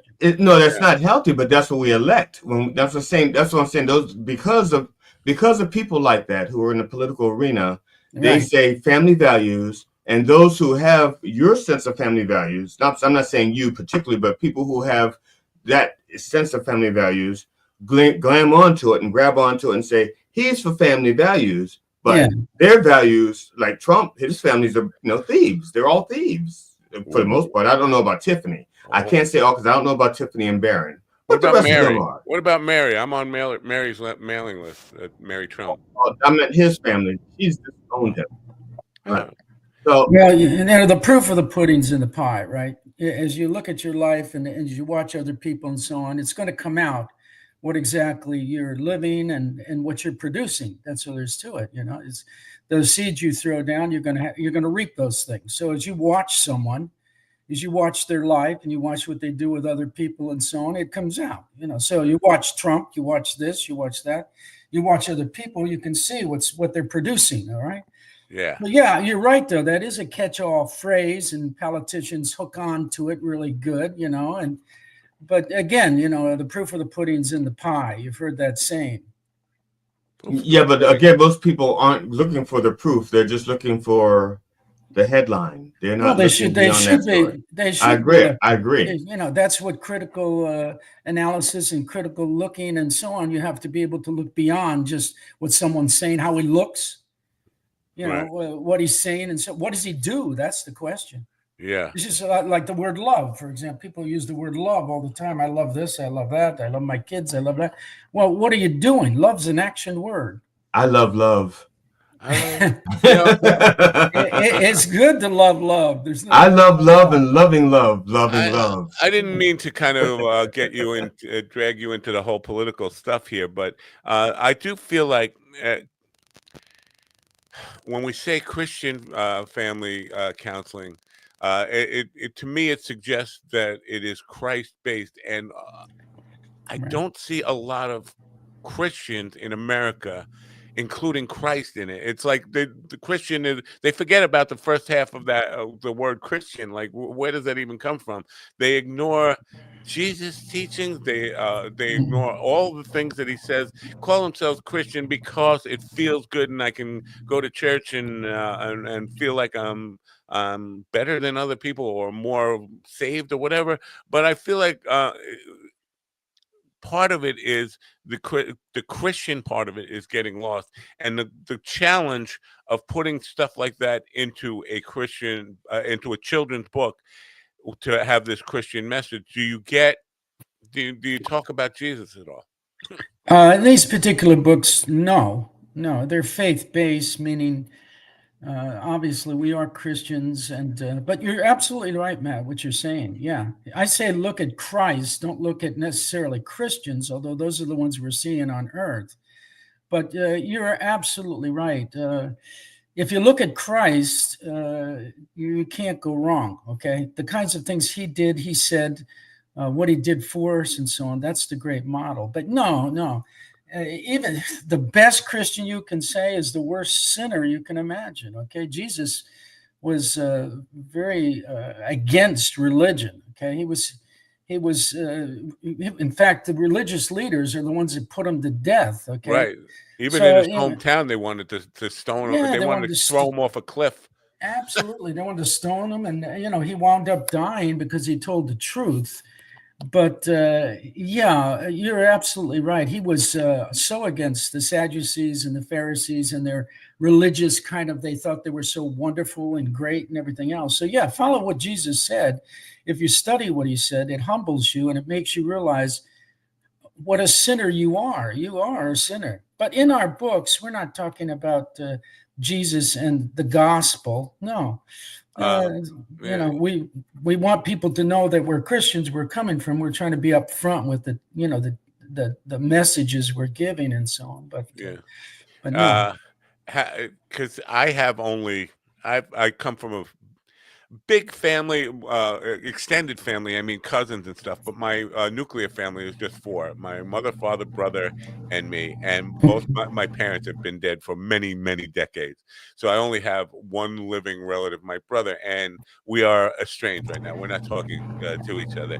And I think part of this whole family dynamic, family is really important. But when you come to real differences on things like this, things like what we're talking about here, I feel like, you know, we've lost our way. We used to believe that family was important. So I'm just kind of transitioning into the practice and trying to, how do you work with families to kind of bridge differences when we can't even talk to each other? We're supposed to talk to you. Right. It's funny though, people will talk to people that they really don't know. If you've ever been on an airplane, I'm sure you have. Yeah. You're sitting next to the guy or the gal next to you and you're starting to tell them your whole life. Isn't that amazing? Has that ever happened to you? Yeah, I used to think it was like the kind of person everybody wanted to confide in, because everywhere I went was confiding in me.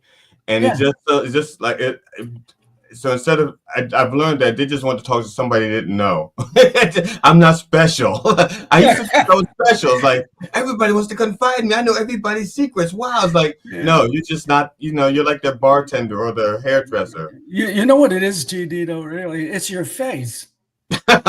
No, don't say that. No. Yeah, you got he takes that urn with him wherever he you got goes. the beautiful smile. You got that gray beard, that hair, and so on. You look like, gee, yeah, I could talk to him. that's what it is.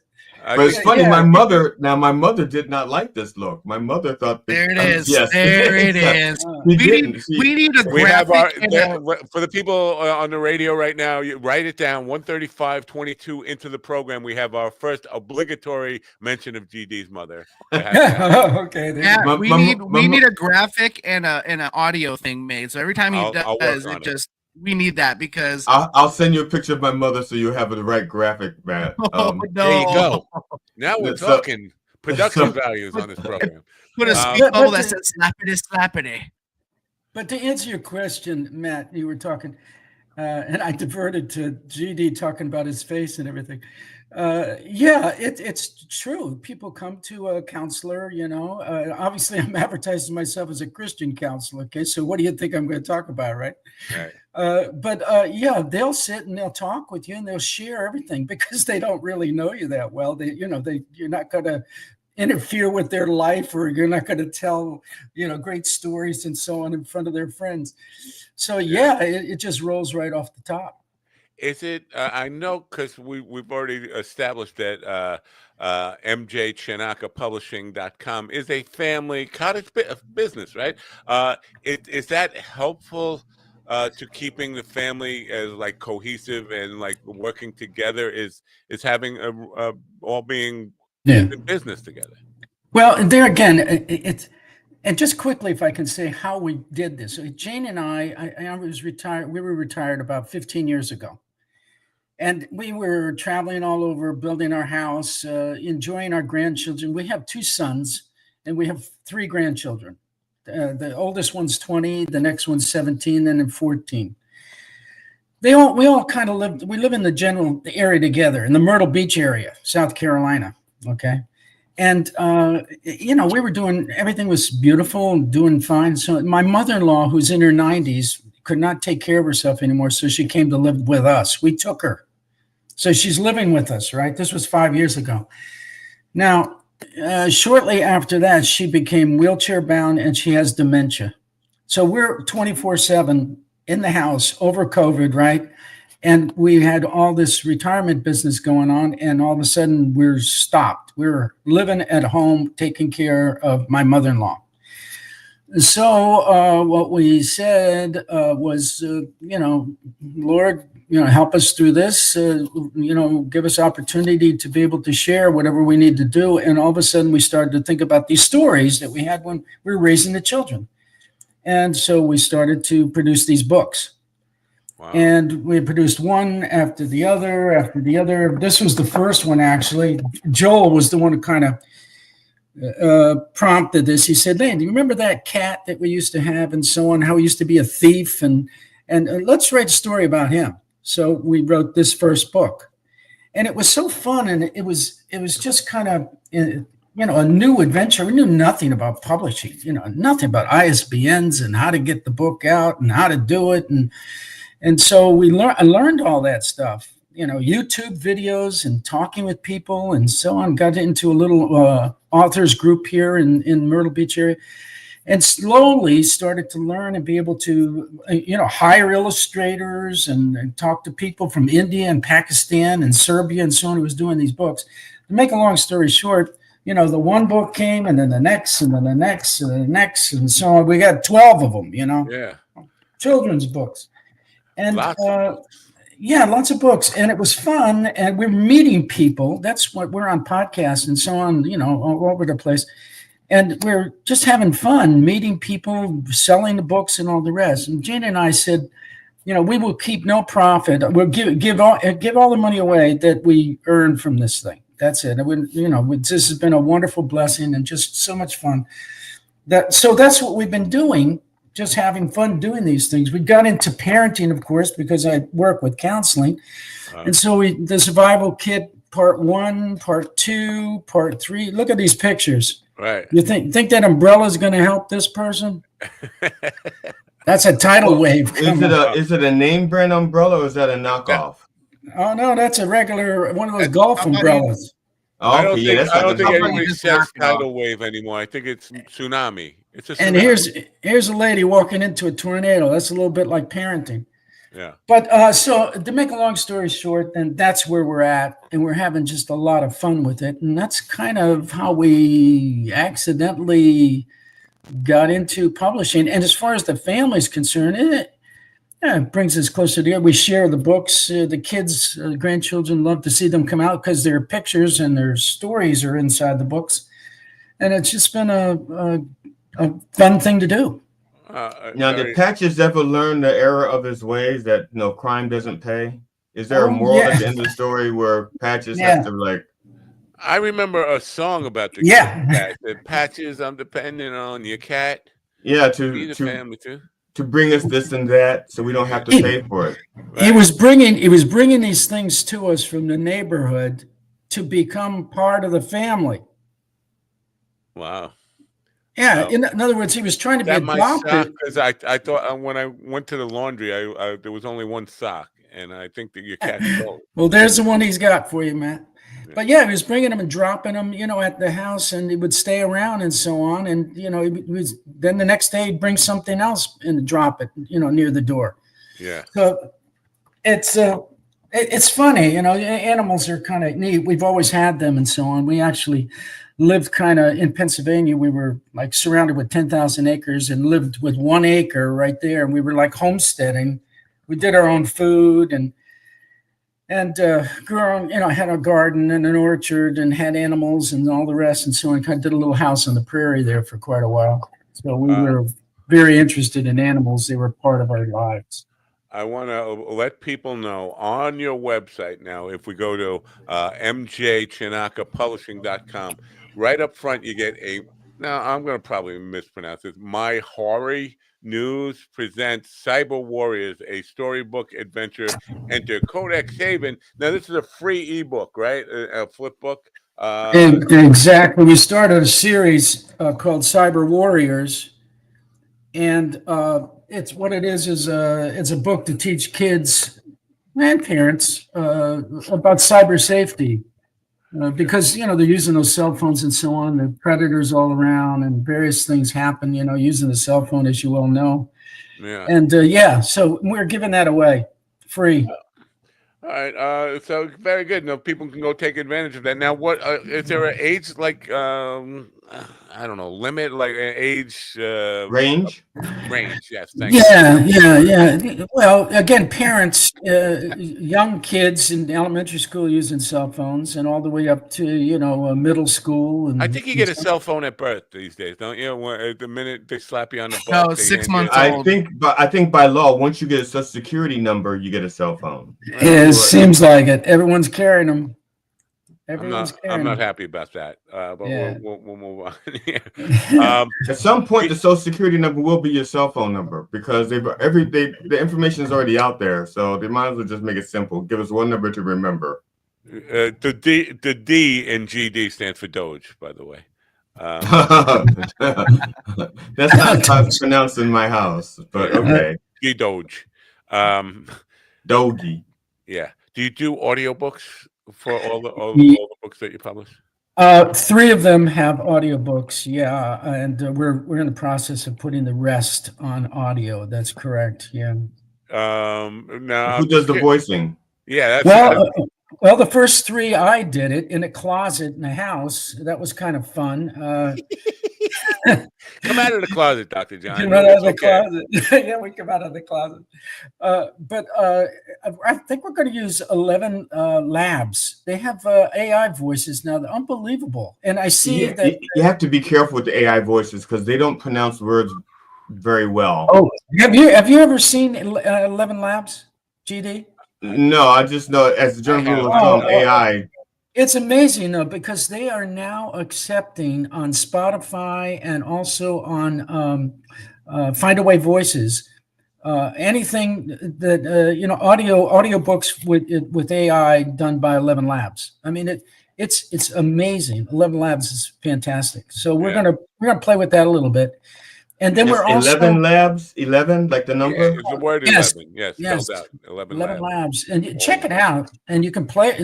It's free, for You can use it a little bit. Text to voice, voice to voice. You can use your own voice, and they'll change it into one of the voices you pick. And they have samples there free. You can use it free for a while. Colonel Mike is back in the chat room. We haven't seen Colonel Mike in a long time in the chat room. Well, good morning, Colonel Mike. Good to have you back, Colonel Mike Kaufman there. Anyway, just a little brief mention to the people in the chat room there. Anthony Kumi is probably going to yell at me about that or say something derogatory about me. Saying hello to me. Stephen, is that you doing that noise that we just said? No, I think it was. Take the blame for it. Okay, my bad. All right. Don't ever let it happen again. So challenges with now, do you publish anything that's not your family's books, or you just your publishing company is strictly for your own family works? Well, recently we've asked any aspiring authors that are interested in producing a children's book. Okay, we don't do novels and stuff like that, but we're open to have people talk to us about doing their books. We'd love it. Absolutely. It's the publishing industry has become so, I don't know, dirty, tricky. People, first of all, it's very easy to just go to Amazon or wherever and self-publish a book, but that's not, it's not the end be all and end all of the process. Once you publish it, you got to have distribution. Well, Amazon handles the distribution, but you have to have the marketing and a promotional plan and all that set up. That is really not an easy thing for people who don't understand, who don't have a background in marketing. And then you're stacked up against people who are gaming the system. And I know this from some limited work I've done as a consultant for publishing companies who have found a way to trick Amazon to get you listed as a #1, get your book more visibility and all this kind of stuff. It just feels dirty, like rigged. Do you sense any of that, what I'm talking about? I sense a lot of people in the field trying to make money. Yeah, all the way, from doing it to all producing it to all marketing it. Yeah, there's a lot of avenues to market and so on, and lots of people out there asking to help you along the way to earn money. So you have to find the good ones, the ones that are legitimate, and that takes some time. So some time. Yeah, but sorry, go ahead.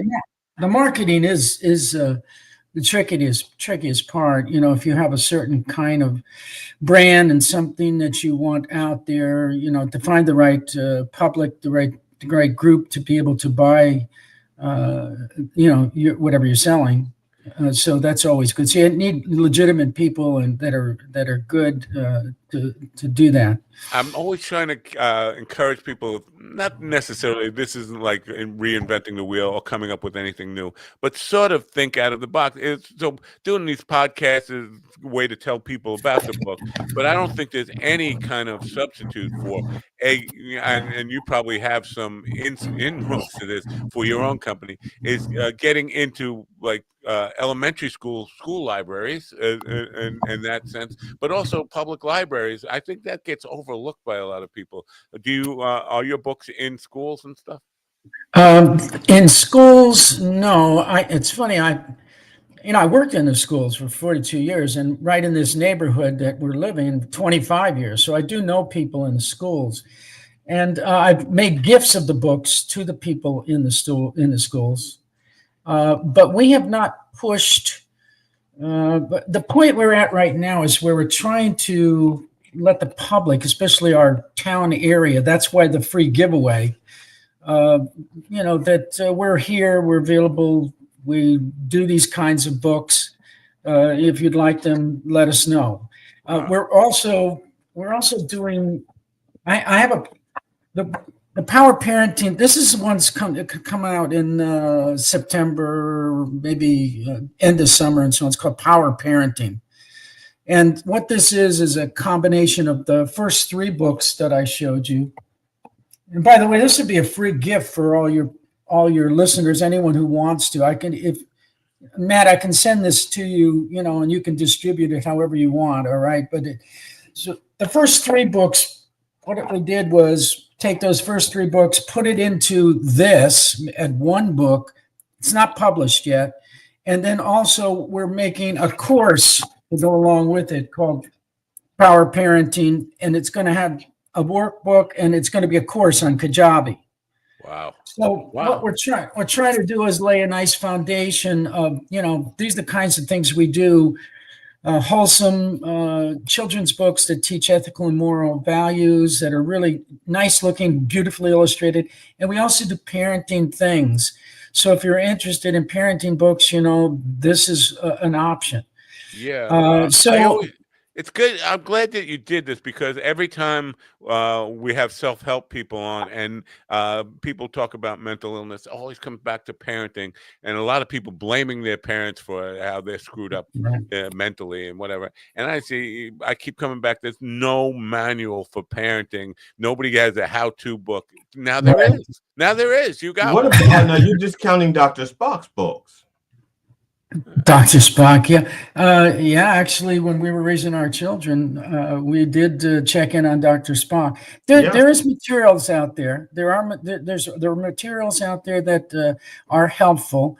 You have to find your own way. Okay, this is the book we have right here is not going to solve everybody's problem, but it can help. It can help. Okay, so if you're interested in parenting, if you feel you need to improve parenting.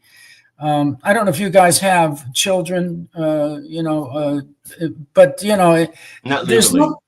There's nothing. Well, it doesn't matter. It doesn't matter. If you have a child, that's your legacy. Okay. I'm sorry to say, but you're going to lose everything else. Yeah. You come in with nothing, you're going to go out with nothing. That's the way it is. But your only legacy is your children. That's your life right there.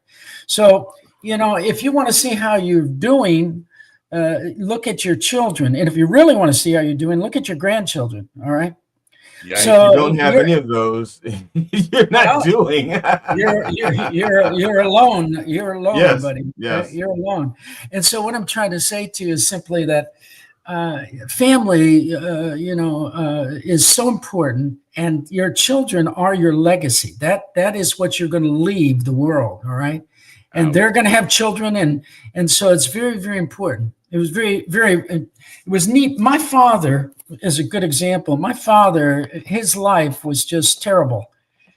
Okay, it was unbelievable. He came over from Greece. He was born. His mother died when he came over, and he was handed to his aunt and, raised by an aunt. His father had other children, and they went back to Greece. He was grief-stricken.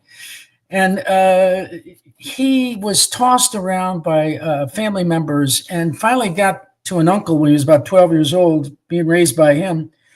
And the guy was into crime. He was into drugs. He was into bootlegging. He was into everything. That's where my father was raised. That's the life he lived. He was a murderer, the guy. He watched him kill people in the alleyway one time. My father's life just turned 180 degrees. Okay. He finally was rescued by his brothers when he was about 17, 18 years old, went into World War II, came back out. His brother was a Christian, and he was talking to my father. My father finally accepted Christ. I was raised under that then, okay? When I was born, he was a changed person. I mean, I would hear stories from the uncles about the kind of life he lived and what he did and so on. And he changed. So I asked him, I said, Dad, I don't understand. I said, I know the kind of life you went through. I talked to your brothers and so on and their stories. Why? I don't see you like that. I don't understand, but I don't really see you like that. You're a changed person. You're loving and kind, and you're nothing but good to me. And I said, what's going on? He said, John, I just did to you what was never done to me. And so what I'm trying to say simply is that you can change. He was a living example of changing. Okay. And of course, he had 3 kids and they're all nice people and they have children and grandchildren. That was his legacy. You understand what I'm trying to say? So that's what you leave the world. You come in by yourself, you go out by yourself, but what you leave the world is your children. Wow. Period. I don't know if you can hear my dog barking, but I'm about to end that legacy in a second. We don't hear it. Yeah, good. I hear it, but that's okay. But I have I'm working on a my cat's memoir, and I'm it's sorry, I didn't mean I'm working on my cat's memoir, and so far it's called "I Know What You're Saying, I Just Don't Care." It's a fictitious account of how cats think for children. So, Dr. John, when you is your house full of people sitting at a desk? Right, well, I'm thinking old-fashioned, right? Well, at computers, just writing constantly, because it would seem I don't. I'm assuming your son Joel is grown and probably living on his own, but maybe not. But you and your wife are writers together. It's like constant writing going on in your family. It's just constant, right? Not constant. No, I mean he does. Joel does has his own house, and he's got a family and so on, and he works in the evenings and so on. So we communicate. Sometimes he'll come on over if we have to talk about something. Jane, the amount of books you have is definitely prolific. Like it seems like you're a constant source of new material, publishing a lot of books very quickly. It's what I like about it is flexible. When I get done with you guys, I'm going to go down and visit my mother-in-law. We had to place her in a home at this point because we couldn't lift her anymore and move her around. So she's in a home, taking care of her really well. And then I'm going to go down and do some car stuff and come back, and maybe an hour or two I'll work on things, and maybe I won't. So it's all flexible. That's what's nice. It's not an 8 to 5 job. That kind of life. thing. Good life when you can actually have that kind of a variety in your life and do what you want to do and be around the people that you love. So absolutely. Well, we do appreciate you being here. mjchinakapublishing.com for. Now, there's two types of books you offer people, and one is children's story books, right? And the other is parenting guides, parenting help. Is that exactly? Those are the two areas we're going into, and of course, like I said, we're doing courses on them. The one Cyber Warriors thing, there's going to be a course on this for parents and for children. The little Cyber Warriors thing. But yeah, we're kind of moving into that. We're kind of staying in the children's books and the parenting material. Very cool. For right now. I hope people with younger children will check out their website. But I think teens, people with teens can definitely use some parenting help, because anybody who has them knows that's the toughest part of parenting, is when they start to think. Oh yeah, I love what Mark Twain said about teens. You ever hear his little quip on that? Have you ever heard his little thing on that? No. Yeah, he said that when a child gets to be 12 years old, you need to put him in a barrel and close the top of the barrel, and then when he's 13 years old, you need to feed him through the knothole in the barrel. So he realized there was a big difference between 12 and 13, and as they get into the teenage years, it's quite a challenge raising. Now I know where Dr. Spock got that chapter of his book. He stole it from Mark Twain, probably so. Yeah. I have a 13-year-old grandson, and I try to kind of just remind my wife and my stepdaughter how unusual it is and how they are blessed that he doesn't have a lot of friends his age. He's still very family oriented. That's uncommon. When I was his age, my family meant nothing to me. It was all about my friends. It was all about the influences from outside of the home. It could also be bad. That could also mean that they don't want him to be their friends. He's a bad influence on us. We don't want him around. We'll edit that part out of the program. If you do the work when they're young, and that's the very important, when they're very elementary age. Fair enough. The teenage years, you can just your guide and so on. But the damage is done in those young ages. Okay. Well, I know that I was raised by an ant, which is where I get my work ethic, because everybody knows ants are So you were raised by a industrious. fly. No, ants, and they're industrious. They work together. They cooperate, group think. Red ant or a black ant? No, I should know that. I'm sorry. Go ahead. No, it was a black ant. I was raised by a black ant. I know. Yes. Yeah. So I'm just saying. Is there more to that story? I'm just saying. Yeah, not all ants are bad. Some ants are good. We have to wrap this up and say goodbye to Dr. John. Dr. John, I noticed you. And forgive me if this is at all insulting. I don't mean it to be. You don't have a Pennsylvania accent. You have a very pronounced South Carolina accent. How long did it take you to? Was that a life?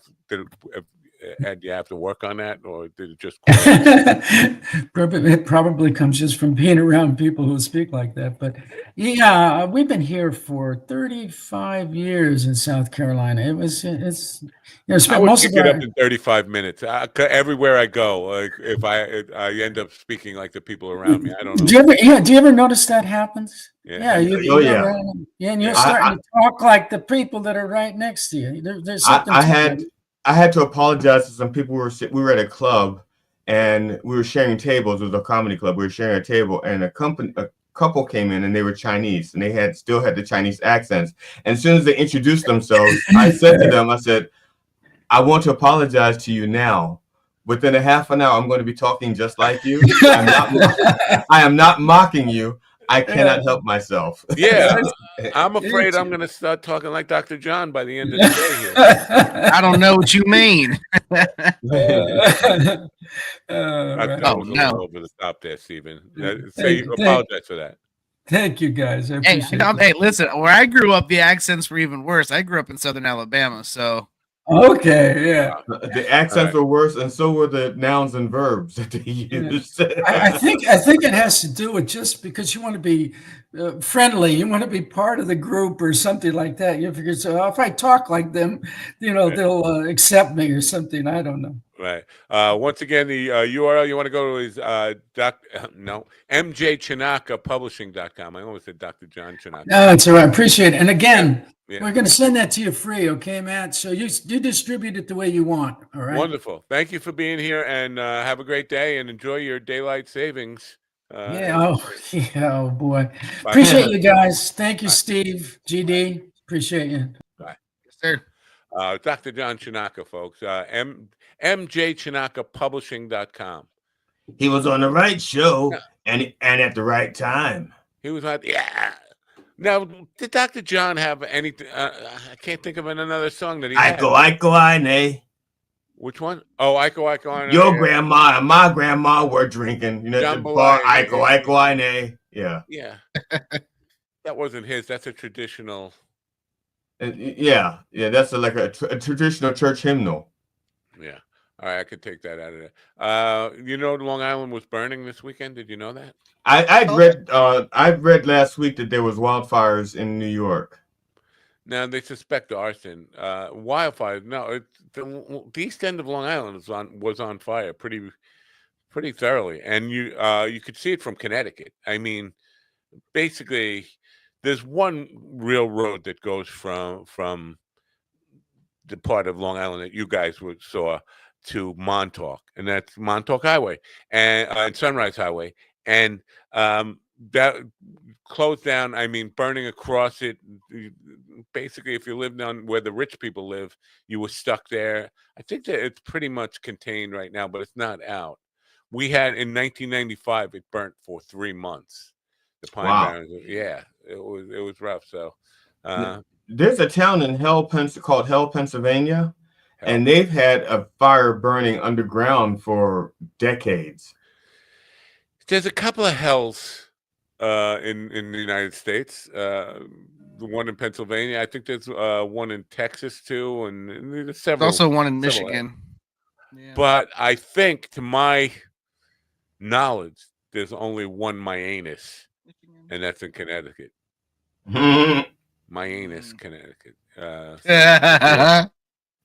You should probe that. Oh, Johnny Knoxville went there and made a whole video about my anus. About your anus? No, and that's why he went there. So that's why he went there so that he could just say that on television. Oh, he was like, look, they sell tires in my anus. Wow. He was like, oh look, donut holes in my anus. In my anus. Yeah. It was like 10 minutes of that. Yeah. Yeah. All right. Some people have nothing to do with nothing better to do with their time. Yeah. I have nothing better to do with. Well, I do have. Here's the deal. I have a very busy week. Today, after this program, I have to run. Not run. Or drive. I didn't mean. Yeah, I'm going to drive. I didn't mean touch on a touchy subject there. Thanks, you son of a bitch. Go about 60 miles to go. Somebody who has already agreed that they're going to hire me once a month to perform at their facility. It's not a healthcare facility. It's a public place, but they're going to hire me for once a month to do shows there. She just wants me to come down there and say hello so she can give me a date. Why can't we do this over the phone? That was my idea. Yeah. I told her to do that because while you were gone, I was going to come by your house and steal your chickens. Well, we have a problem. Houston? Is this a problem that Houston can help with? What's the chickens? What's the problem with the chickens? There is a raccoon that has taken to one of the heat. I didn't know my one of the cat houses is heated. Yeah. Okay. A heated cat house. We have one. We have one of those. So the raccoon found his way in there, and then my wife wasn't happy about that because it was scaring some of the cats and the chickens away. But the raccoon seemed injured or maybe pregnant or something, and she was worried that it might have rabies. But it's not scared of a bowl of water. Hydrophobia is a main characteristic of rabies, so I don't think it has rabies. But we have this raccoon, and she videotaped it and put it online, and found Facebook groups have every kind of freaking group possible. Raccoon groups on Facebook where people are giving her all kinds of advice about watch out for and treat it like this and whatever. The thing, we couldn't get up the stairs to get to the heated house last night. So I'm thinking I'm gonna take the heated house and put it down to make the life more comfortable for the raccoon, thinking it's gonna die any day. Might as well have a heated house for a couple of days. But the chickens don't like the raccoon. The turkeys are back now, and the turkeys are bigger than ever. They seem to have blown up into full-blown. They went to the gym. They were tired of being picked on by those chickens. They went to the gym and they bulked up. And then they hired the raccoon to chase the chickens out of the yard. And now the raccoon is tired. We have 2 stray cats that come by the house. They've been coming for almost 4 years now. So a little over 3 years they've been coming, and they don't want to be in the house with the door closed. So we will open the door and let them sit in the dining room and leave the door, turn the heat off so we aren't heating the neighborhood, and leave the door open ajar. And I knew that it wasn't going to be before long that raccoons were going to be coming into the dining room. And sure enough, we had a baby raccoon come in. And it's such a baby that he doesn't know that he's supposed to be afraid of me. Like the big raccoons, they see me coming, and they run. The little raccoon saw me coming, and he got up on his legs like this, try to get big. What's this? That's cute. Yeah. They don't make for great pets. No, they make for awful pets, but they're cute to videotape, especially when they're being raised with dogs and cats and stuff like that. But they will destroy your house. No, it sucks humanity didn't think that these would be better pets, like earlier in our existence. I know, that's what I'm saying, because they have hands. Yes. Well, that's what I'm saying. I feel like if we could have domesticated them 10,000 years ago, we'd have more squirrels and oh my god, my monitor just shut off. That's awesome. Hold on. What's going on with Steven? He turned into his monitor. He looks like a cue ball. No, not a cue ball. He took his head off. He took his head off. He looks like he took his head off. He looks like a bitch. Let's rub Steven's cue ball and ask him a question. But that's like a negative. That's a -8 ball. I'm struggling. What? That's a better. I like that angle better. I mean, it doesn't have your background, but at least you're further away from the camera and you look like normal size. Well, there is no normal size, Stephen. There is no normal size me, first of all. Yeah. Second of all, I been having Oh, and Stephen, Mr. Beavers did have a weight loss tip for you. Shit more than you eat. Yes. No, I have one of my guests who was on last week on Wednesday night. What was his name? David Toussaint.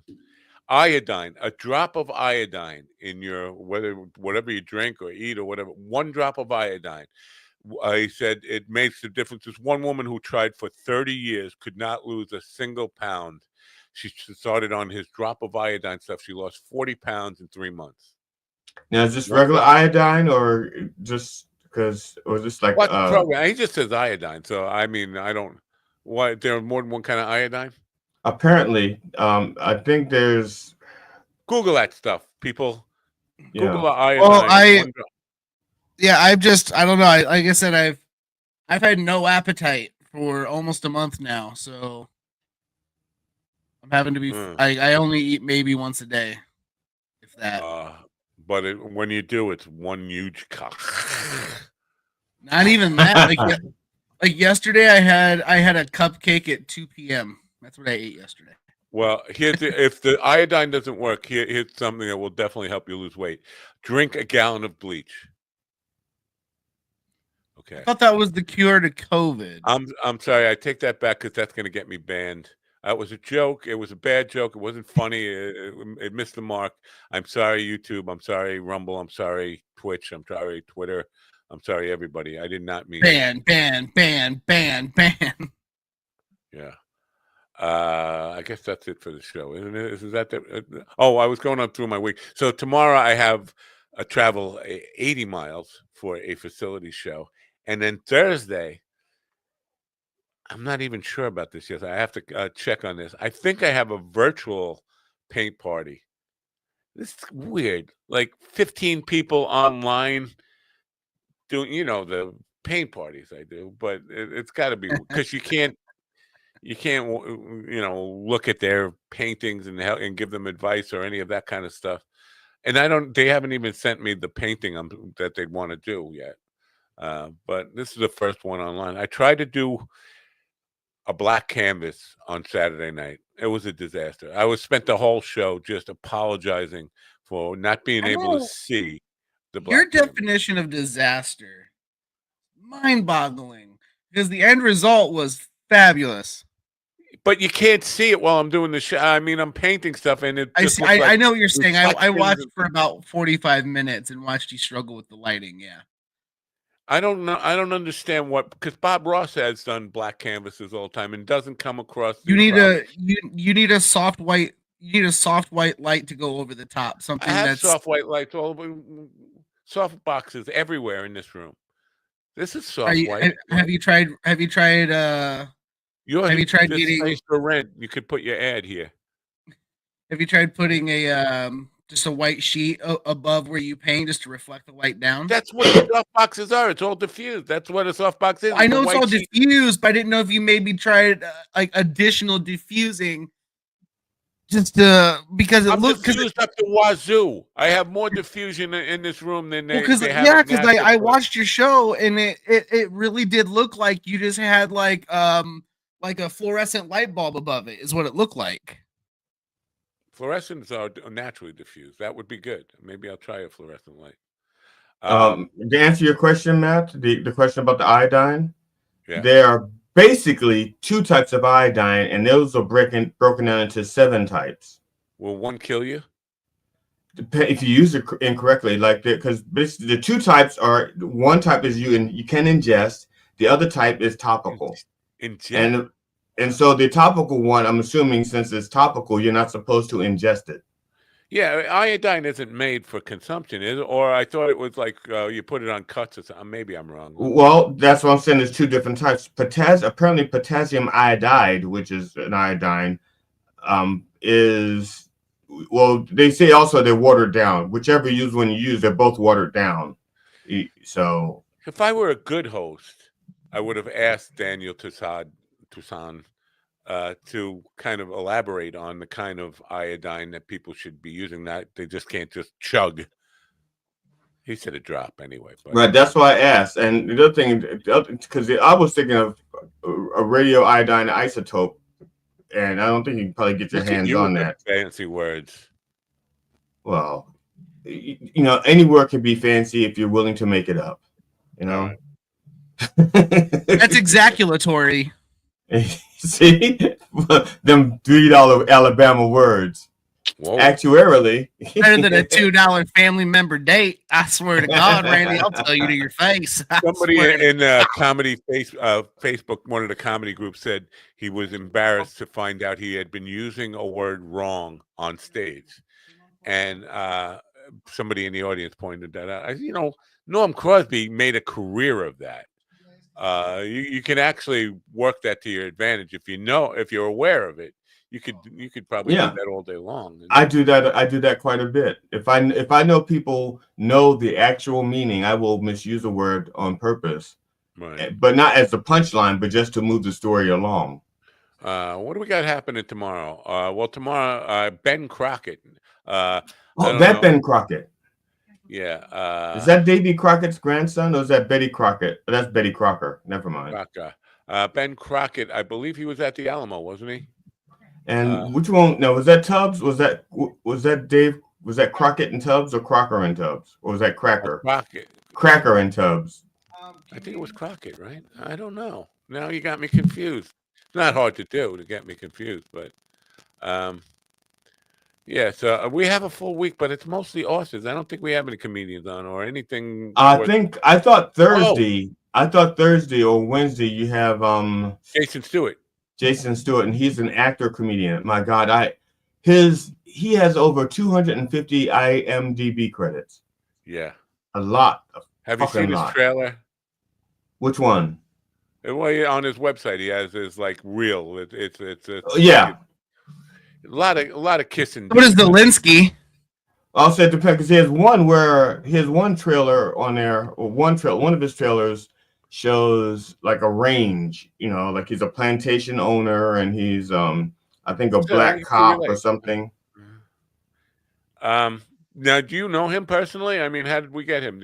Yeah, I kind of do know him personally. I mean, we have not met, but we've had many. So you haven't kissed him? No. He likes to. I know he's probably a gay man to begin with. Openly and virulently gay. It's not virulent. It's virulently. Openly, his mouth or his butt. I mean, vehemently. According to him, many I think he's called polyorifice. Is that the term, polyorifice? I don't think so. Makes sense. But here's the question that and this is probably not appropriate, but that's what I do. Inappropriate. Out appropriate. It's got to be really difficult for a straight guy to take a role like that, right? Like he's just gonna haul off and tongue kiss you. Yeah, I wondered about that. Because like some people think I would make a good actor, and I don't trust their judgment. Just because you always fake when you come doesn't mean you're a good actor, GD. Right? Yeah, because not everybody believes me. Okay, that's fair. Anyways, a good actor can get them to dispel disbelief, right? Or dispelled belief. They can fool you, and they can help you fool yourself. But I don't know if I'd be if I could act and be like a good gay guy. I mean, I could up into the kissing part and the sex part. You know, it's always, you know what? Can you turn down the whole thing, even in the hetero world? Having have a realistic sex scene or even kissing scene with somebody that's fine. Like Matt Damon. Matt Damon did the Liberace. Matt Damon. Sorry. What did he do? Matt Damon did that movie, that Liberace biop, and he was Liberace's boy toy. I wish my brother George were here. Yeah, that was so funny. What was that? It was a line. Liberace used to do this. Liberace was a famously open. Well, I don't know if he was open. Was he openly gay or just flamboyant? Was he openly gay or just openly flamboyant? I mean, I think everybody knew he was gay. There was no such thing as openly gay. First of all, they called it queer in those days. Nobody. Yeah, but I'm just saying everybody knew, but I don't think he ever came out and said it. Yeah, so he was just openly flamboyant. He was a sissy. See, a very effeminate man. Yes, like Truman Capote, like a lispy and whatever. But he would come out in like boas and all kinds of like, I don't know, over the really top. good piano player, really good. That was drag. It was drag, even though he was male, dressed as a male in drag. It was, it's just so flamboyant that it qualifies as drag in my opinion. Now, okay, this is my second mention of my mother today, and this will probably be my last. Well, after my father died, Dog wants to say something first. Okay, now go. Okay, I can tell you. He wants me to tell a different story. He's embarrassed by this one. Well, he thinks I should be embarrassed by this one. After my father died, my mother was talking about remarrying so that I would have a good father figure. And I knew that meant that she'd be sleeping with whoever she married. I mean, so I wrote letters to Paul Lynde and Liberace asking if they would be my stepfather and marry my mother, because I knew that neither of them would want to sleep with my mother, and I'd have a father figure in the house. So, and who would not want to be Paul Lynde's stepson? Come on, how great would that be? Who the fuck is Paul Lynde? You don't know who? Google classic Hollywood Squares. Yeah. He was the center square in the original Hollywood Squares. Paul Lynde. Uncle Arthur on Bewitched. Yes, I was going to go there also. Uncle Arthur on Bewitched. Paul Lynde was fantastic. I would have killed to have him be my stepfather. Gay as fuck, but yeah. Yes, I wanted him to be my stepfather. Wow, he looks like he could suck a golf ball through a garden hose. He was my first choice. Liberace was my second choice because I also did like music, and I thought if he were my stepfather, I'd be a great musician just like him. Not to drag everybody down and bum everybody out here. Dr. John, he said the legacy of your life is your children, and I didn't want to argue with him over that. Yeah, but you want to take a look at the value of your life or whatever he said there. Look at your kids, and for a guy whose kid died at 30 and you're still here, that's not you're basically telling me I'm a total failure, which I kind of felt like already. But at least you tried to have kids. I don't even have any sperm out there that's walking around. I don't have any biological children, so I feel. Yeah, that's what I just said. You had to go and use the big words, biological. You guys are way too highbrow. Too highbrow for this. But none of my sperms are walking around kicking. I swear to God, man. I think not to. I don't mean. Yeah, my sperm never went from swimming to walking. That's what I'm saying. Yeah, neither did I. Not to disparage Dr. John or any of this stuff, but I think you should check people's history. So Steven's like a giant sperm.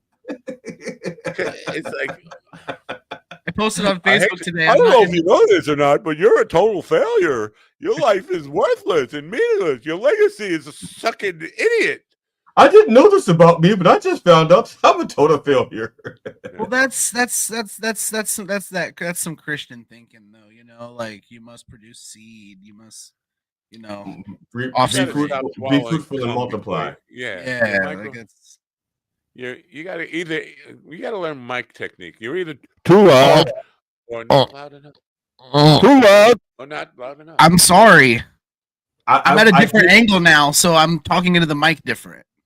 I did want to ask him, since he's a Christian family counselor, I did want to ask him about the difference between Christian counseling today and back in the day. Because back in the day, if you were in an abusive relationship, the church would say, or Christians would say, you got to stick it out. Christians don't back it. You're right. There was no such thing as divorce or any of this. Right. But today, if there's an unhealthy relationship, would he say, look, I know you took a vow to obey and what God has joined, let no man yank apart, but you need to be yanked apart. I had a handsy lady church counselor at church camp. Oh, I was 16 and she was not afraid. I was like, all right. This was a thought because did she want to jerk the devil out of you? He's trying to jerk the devil. Twice a week. There for it 2 goes. weeks. There it goes. Now get me a mop and we'll clean that devil right the hell up. Blood will be gone. This Christian counseling, family counseling thing got me thinking about, America. First of all, I don't know what trans women especially did to the Republican Party, but maybe if you just say you're sorry for whatever it was, we can get back to normal. But I think it's too late. It's too late because now the trans mice have to apologize too. All casting. Hold on, we have a big casting call here. You want to know what it is? No, you don't. Sure. I mean, they may be looking for a gorgeous black guy with National long supermarket chain commercial pays $2,000. You want to audition for that? I'll send you the link. You said supermarket? Yeah, supermarket. Oh, okay. I thought you said like soup, SOUP market. No, super. Okay. Maybe I was swallowing a little cum there while I was. Gross. There was a South Park character. I can't remember his name, but he goes, "I'm super. Thanks for asking." And I can't remember the character's name. I'm super. Big Gay Al. Big Gay Al. That was his Big name. Gay Al, yep. Super. Thanks for asking. Never saw a second of South Park. I know that. Oh boy, South Park's my favorite. Oh. But you know who really loves the trans people? You know who's really grateful for them? Willie? Donald Trump. I mean, love. I mean, truly grateful for trans people. Oh, RuPaul. Westboro Baptist Church. Westboro Baptist Church. Muslim Americans truly love trans people because since the Republicans have just become obsessed and focusing on the trans people, you don't hear any much like the anti-Muslim hate. Well, there's not as much. You're right. It's not as much. They were the whipping boys. Yeah. Well, also, I don't know if Muslims really need the trans community as much because they can just hide dudes under the hijabs. And no, but as far as the body politic and in the news cycle. Yeah. I see what you're saying. Yeah. Now, to be fair, the Muslims hate the trans people as much as the far right. Openly, but not practically. Right. They still like them. You could hate them and still be grateful for their presence to distract the hate. And also want to bang them because they do like that. Westboro Baptist Church, they're grateful for them, so they have someone to hate. Look at the Saudis. The Saudis, they actually have it in their culture that they can have sex with young boys. Wow, I did not know that. Yeah. Sure you're not talking about the Catholic Church? Well, I think the Saudis are Catholic. I think they're Muslim Catholics. Oh, all right. But yeah, so I try to wrap my head around because they're angry at trans women in particular. Now, I'm just thinking trans people, I believe the stat is they're less than 1% of the population, but trans women only make up probably about 3/4 of that, right? Because there are trans men. So you're talking about 0.75%, which is a tiny amount. Why be so obsessed? I mean, did you see a girl who had a bigger cock than you? Is that why you hate them so much? I mean, why are they so focused on this? Like this is the most important issue. Because they don't have a lobbying firm. They pick on the ones that don't have a lobbying firm. If the trans people got together and they got a lobbying firm with no money behind them and a little political power, CPAC. Nobody would fuck with them. Nobody would fuck with them anymore. A CPAC. Yeah, they would need a CPAC. Their version of a CPAC. All right. A CPAP? Yeah, they would need TransPac. They would need TransPac. Get working on that. I was going to say, were you trannies? And then I would get in trouble for saying the word trannies. So I'm not going to say the word trannies. Yeah, don't say that word. I won't. Yeah. I won't say trannies.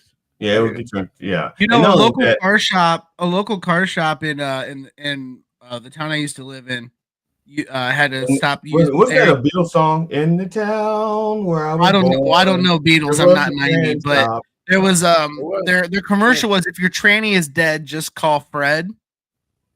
Wow. And they stopped airing the commercial. Where do you have a shovel? Because they kept people kept dropping them off at the door. It's like, where are they coming from? Well, they got complaints from gay people saying that their commercial was offensive, and I'm just like, It's a transmission shop. Calm down. Let's. If your training's dead, just call Fred. I'm just like, anyone that misconstrued that outside of somebody trying to be funny is an idiot. So whatever. Yeah. Just briefly now, we got a minute. Just here, the Gene Hackman stuff. What's her name? Ellen Barkin, the actress. She posted on Twitter that people should. Gene Hackman hated tabloid press and all that stuff, and this would be his worst nightmare. That people are the tabloid atmosphere around. But he shouldn't have died. Well, beyond that, it's not like they're dragging him through the mud. What an idiot! It's any kind of death like that is deemed suspicious or mysterious is public knowledge. You want to know if there's a murderer in your neighborhood. You want to know if there's a wild, rampant disease, rare disease that somebody could be. That's public knowledge. It's not like they're putting the private stuff, like what color dildo he had in his ass when he had a heart attack. Purple. Well, you know that. I sold it to him. He probably sold it to him. He wanted. But it's not in the press. That's my point. Right? So no, it's not in the press. Although I was pressed to keep it a secret. So it doesn't matter that he's a celebrity or not. A mysterious death like that. He's dead. The wife's dead for a week. The dog's dead. The details are public. And not even all the dogs. Just one. Why was one dog kept in the kennel, but the other two were allowed to roam free? Probably because it shit all over the place at night, and it was probably nighttime when they died.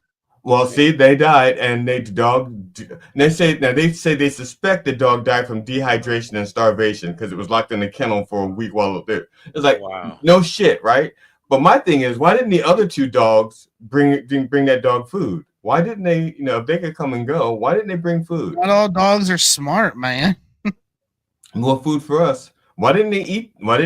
Or if they couldn't bring them food, just slide Betsy's body closer to the cage so that the dog could paw at the body parts and say, get some arm and leg. Yeah. And but like she died of hantavirus, and I think the public has the right to know that. That's the kind of point I was trying to make. First of all, you're not sure if a murder was involved, so if you're a neighbor or even if you live in that town, you want to know if there's a murderer on the loose.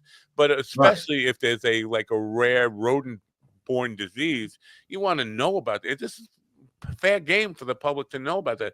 They're not exposed. They're not going through all their garbage or laundry and saying we got salacious private information out there. It's all necessary public information. Ellen Barkin was just more concerned that the pictures of the three of them doing a threesome would be out there, and so she was trying to do a preemptive strike, saying, just in case you hear these things, don't pay attention to those pictures. She did preface it by saying, "I've never met Gene Hackman. I don't know him." Right. Yeah. See. Yeah. That's the first. Yeah. That's how you know them, and they met them. So send the lawyers to GD and D stands for Doge. G Doge Fenderson. We pronounce it Dogie. Doggy. Yeah. Gene Dogie Fenderson, man. He's one of my favorite colored fellers I've ever met. I have to drive across Long Island just to get a date. And when I say a date, I don't mean a romantic date, a musical performance date. The same as your wife, over the phone or by email. I'm upset that they didn't call me and ask me if I wanted to do comedy there. I'm learning. I am learning that there are like millions of jobs for comedians every day, and I'm not being called for them. I mean, millions every day. This is it's not like a healthcare facility or anything like that. It's a facility that caters mostly to seniors, but seniors being 55. But I don't think, you know what, I'll bring this up to them today. And just to be fair, I have mentioned to several of the booking agents who do this stuff. Do you ever get comedy in there? I know you book music all the time, but I have plenty of comedians who could use the work if you have this stuff. But I don't think they've ever had comedians here. But I will mention it to them today. And there was a place close to my house, and as a matter of fact, they are a retirement home, for seniors and stuff, and they actually have a bar, a restaurant that's attached to the place, and so their residents can come down to the bar, but also people from the public can come down to the bar. So what happens is, if you are a resident there, you can see your family in like a kind of like a normal setting, like in a bar, and and they wanted me to do comedy. They've never had comedy, and they booked me to do comedy. And one day before I was supposed to do my show, which I promoted, it was a one-man show, 90 minutes. One day before, they canceled because they said they were afraid that people might find me offensive. Oh, that's a bunch and the thing is, I sent them my set list, because it was all, because the place only had music before.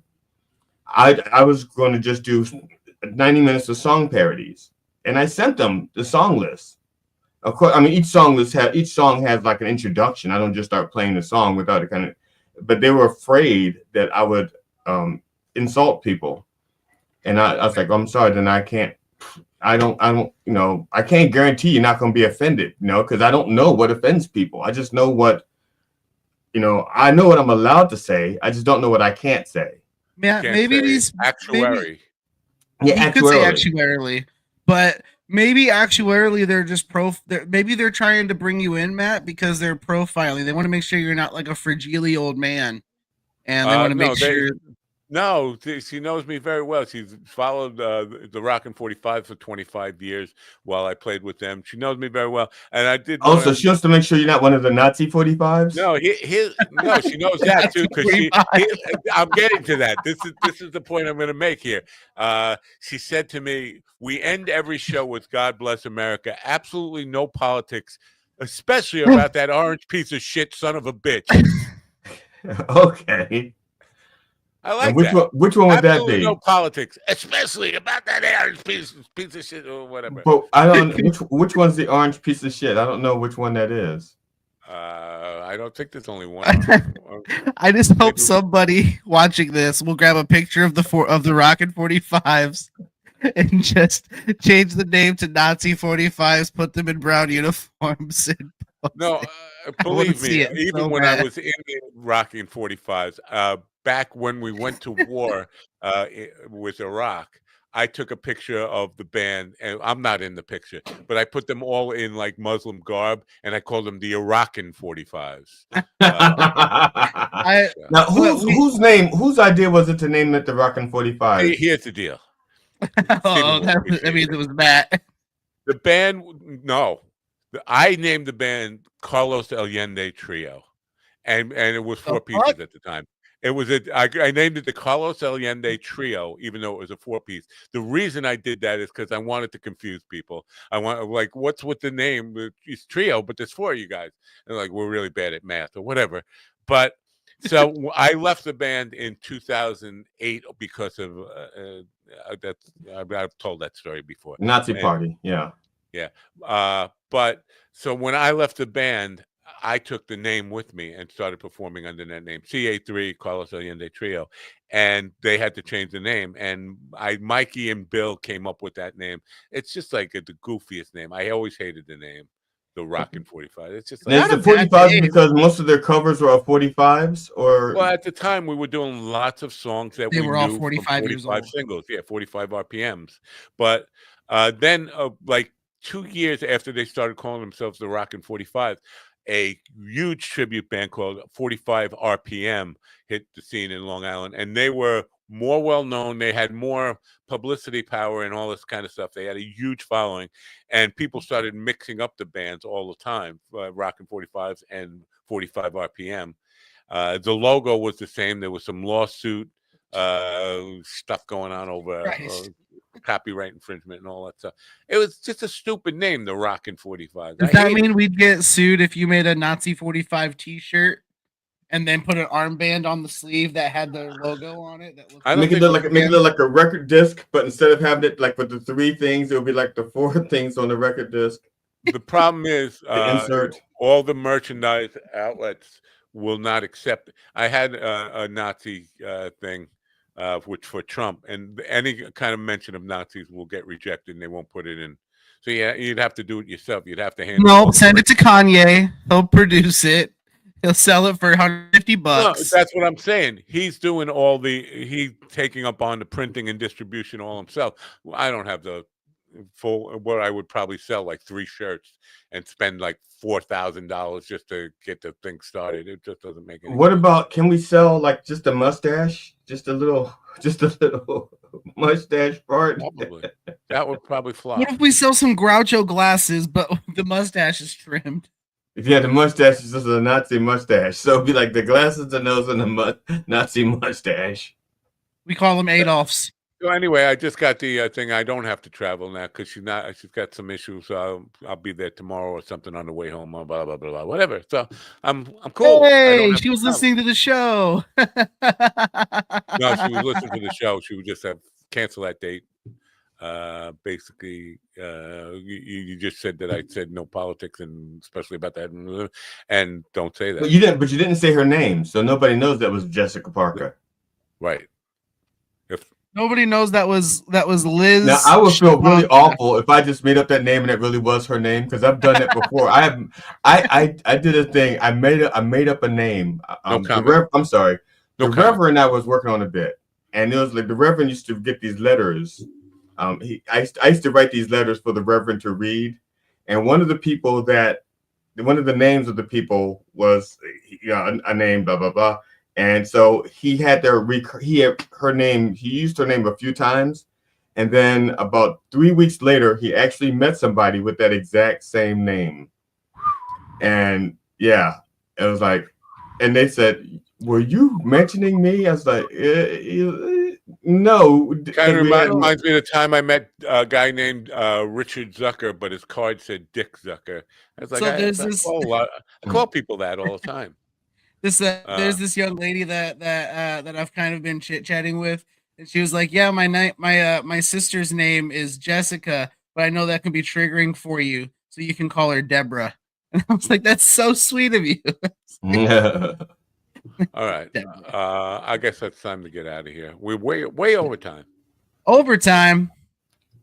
But time went forward, so actually it's only 10:40. So we still have like another 20 hour. Yeah, we got like another 50 minutes to go. So we'd have to do that for like 6 months. No, I think the grace period is 1 week, and then people get used to it. Yeah, I think it takes people a week to get used to it. We should write down how many accidents are occurring due to daylight savings time. Right. Well, when I say we, I mean you, because you're the computer geek. You're the actuarially smart guy. King of the wild frontier. Ben Crockett, king of the wild frontier. Before we get out of here, tonight at 9 p.m., Beyond Classified with Stephen Ortiz, Chris Tyson. No. Mike Tyson's little brother. Chris Tyson. Yep. Chris Tyson. He's an author, and I have not done my homework, so I'm going to read a couple chapters of the book. Did you see the email from Jimmy Marsfam.net? Jimmy Roberts. The one you CC'd me on? Yeah. He's agreed to be on the program. Now, Jimmy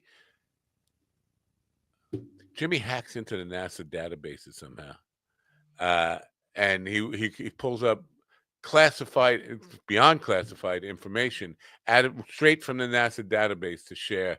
Very strange guy, but he believes there is life on Mars now. He responded? Yeah, last night or early this morning. I'll have to he said he's in Europe right now, spreading the word about Mars. But when he gets back, he'd be happy to be on the show. Oh, okay, yeah, I see it. Yeah. So wait, I'll have to look him up. But if this is the guy that I've seen on shows before, he's the guy that claims that the Space Force has been around a lot longer, that we have bases on Mars. Not bases, but he has interesting photographs that he's pulled up from the NASA database that absolutely look like man-made objects on Mars and things like that. Yeah, I might know who this guy. I'm going to do some research. 50,000. There was years ago. There was a nuclear war that eradicated all the population on Mars, and some of them came here. But there are Martians living on Earth now, and there are still a few living entities. Yeah, I think I know who this guy is, and I'm familiar with that with that theory, and I've seen I've seen a lot of the evidence, and it's compelling stuff. I mean, yeah. So I've had him that'll be an on exciting 3 episode. or 4 times. You can look up on the Mind Dog TV podcast, the evening edition. I've had him on. I've had his daughter on. His daughter is Morgan Roberts, who nice lady. She's been on. She's an author and whatnot. So anyway, look him up. He'll be on the show at some point. But tonight, Chris Tyson, 9 p.m. Don't miss that. And do we want to say until then? Don't forget to turn on your radio. That's what I was going to say.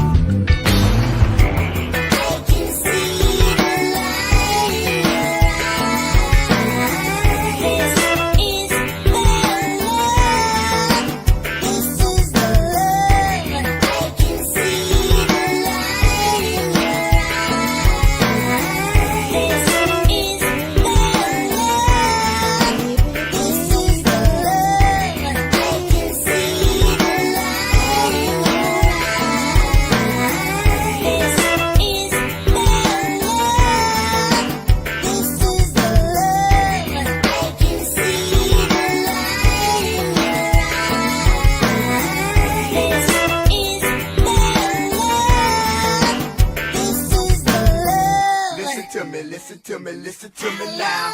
Listen to me, listen to me, listen to me now. Listen to me, listen to me, listen to me now. Listen to me.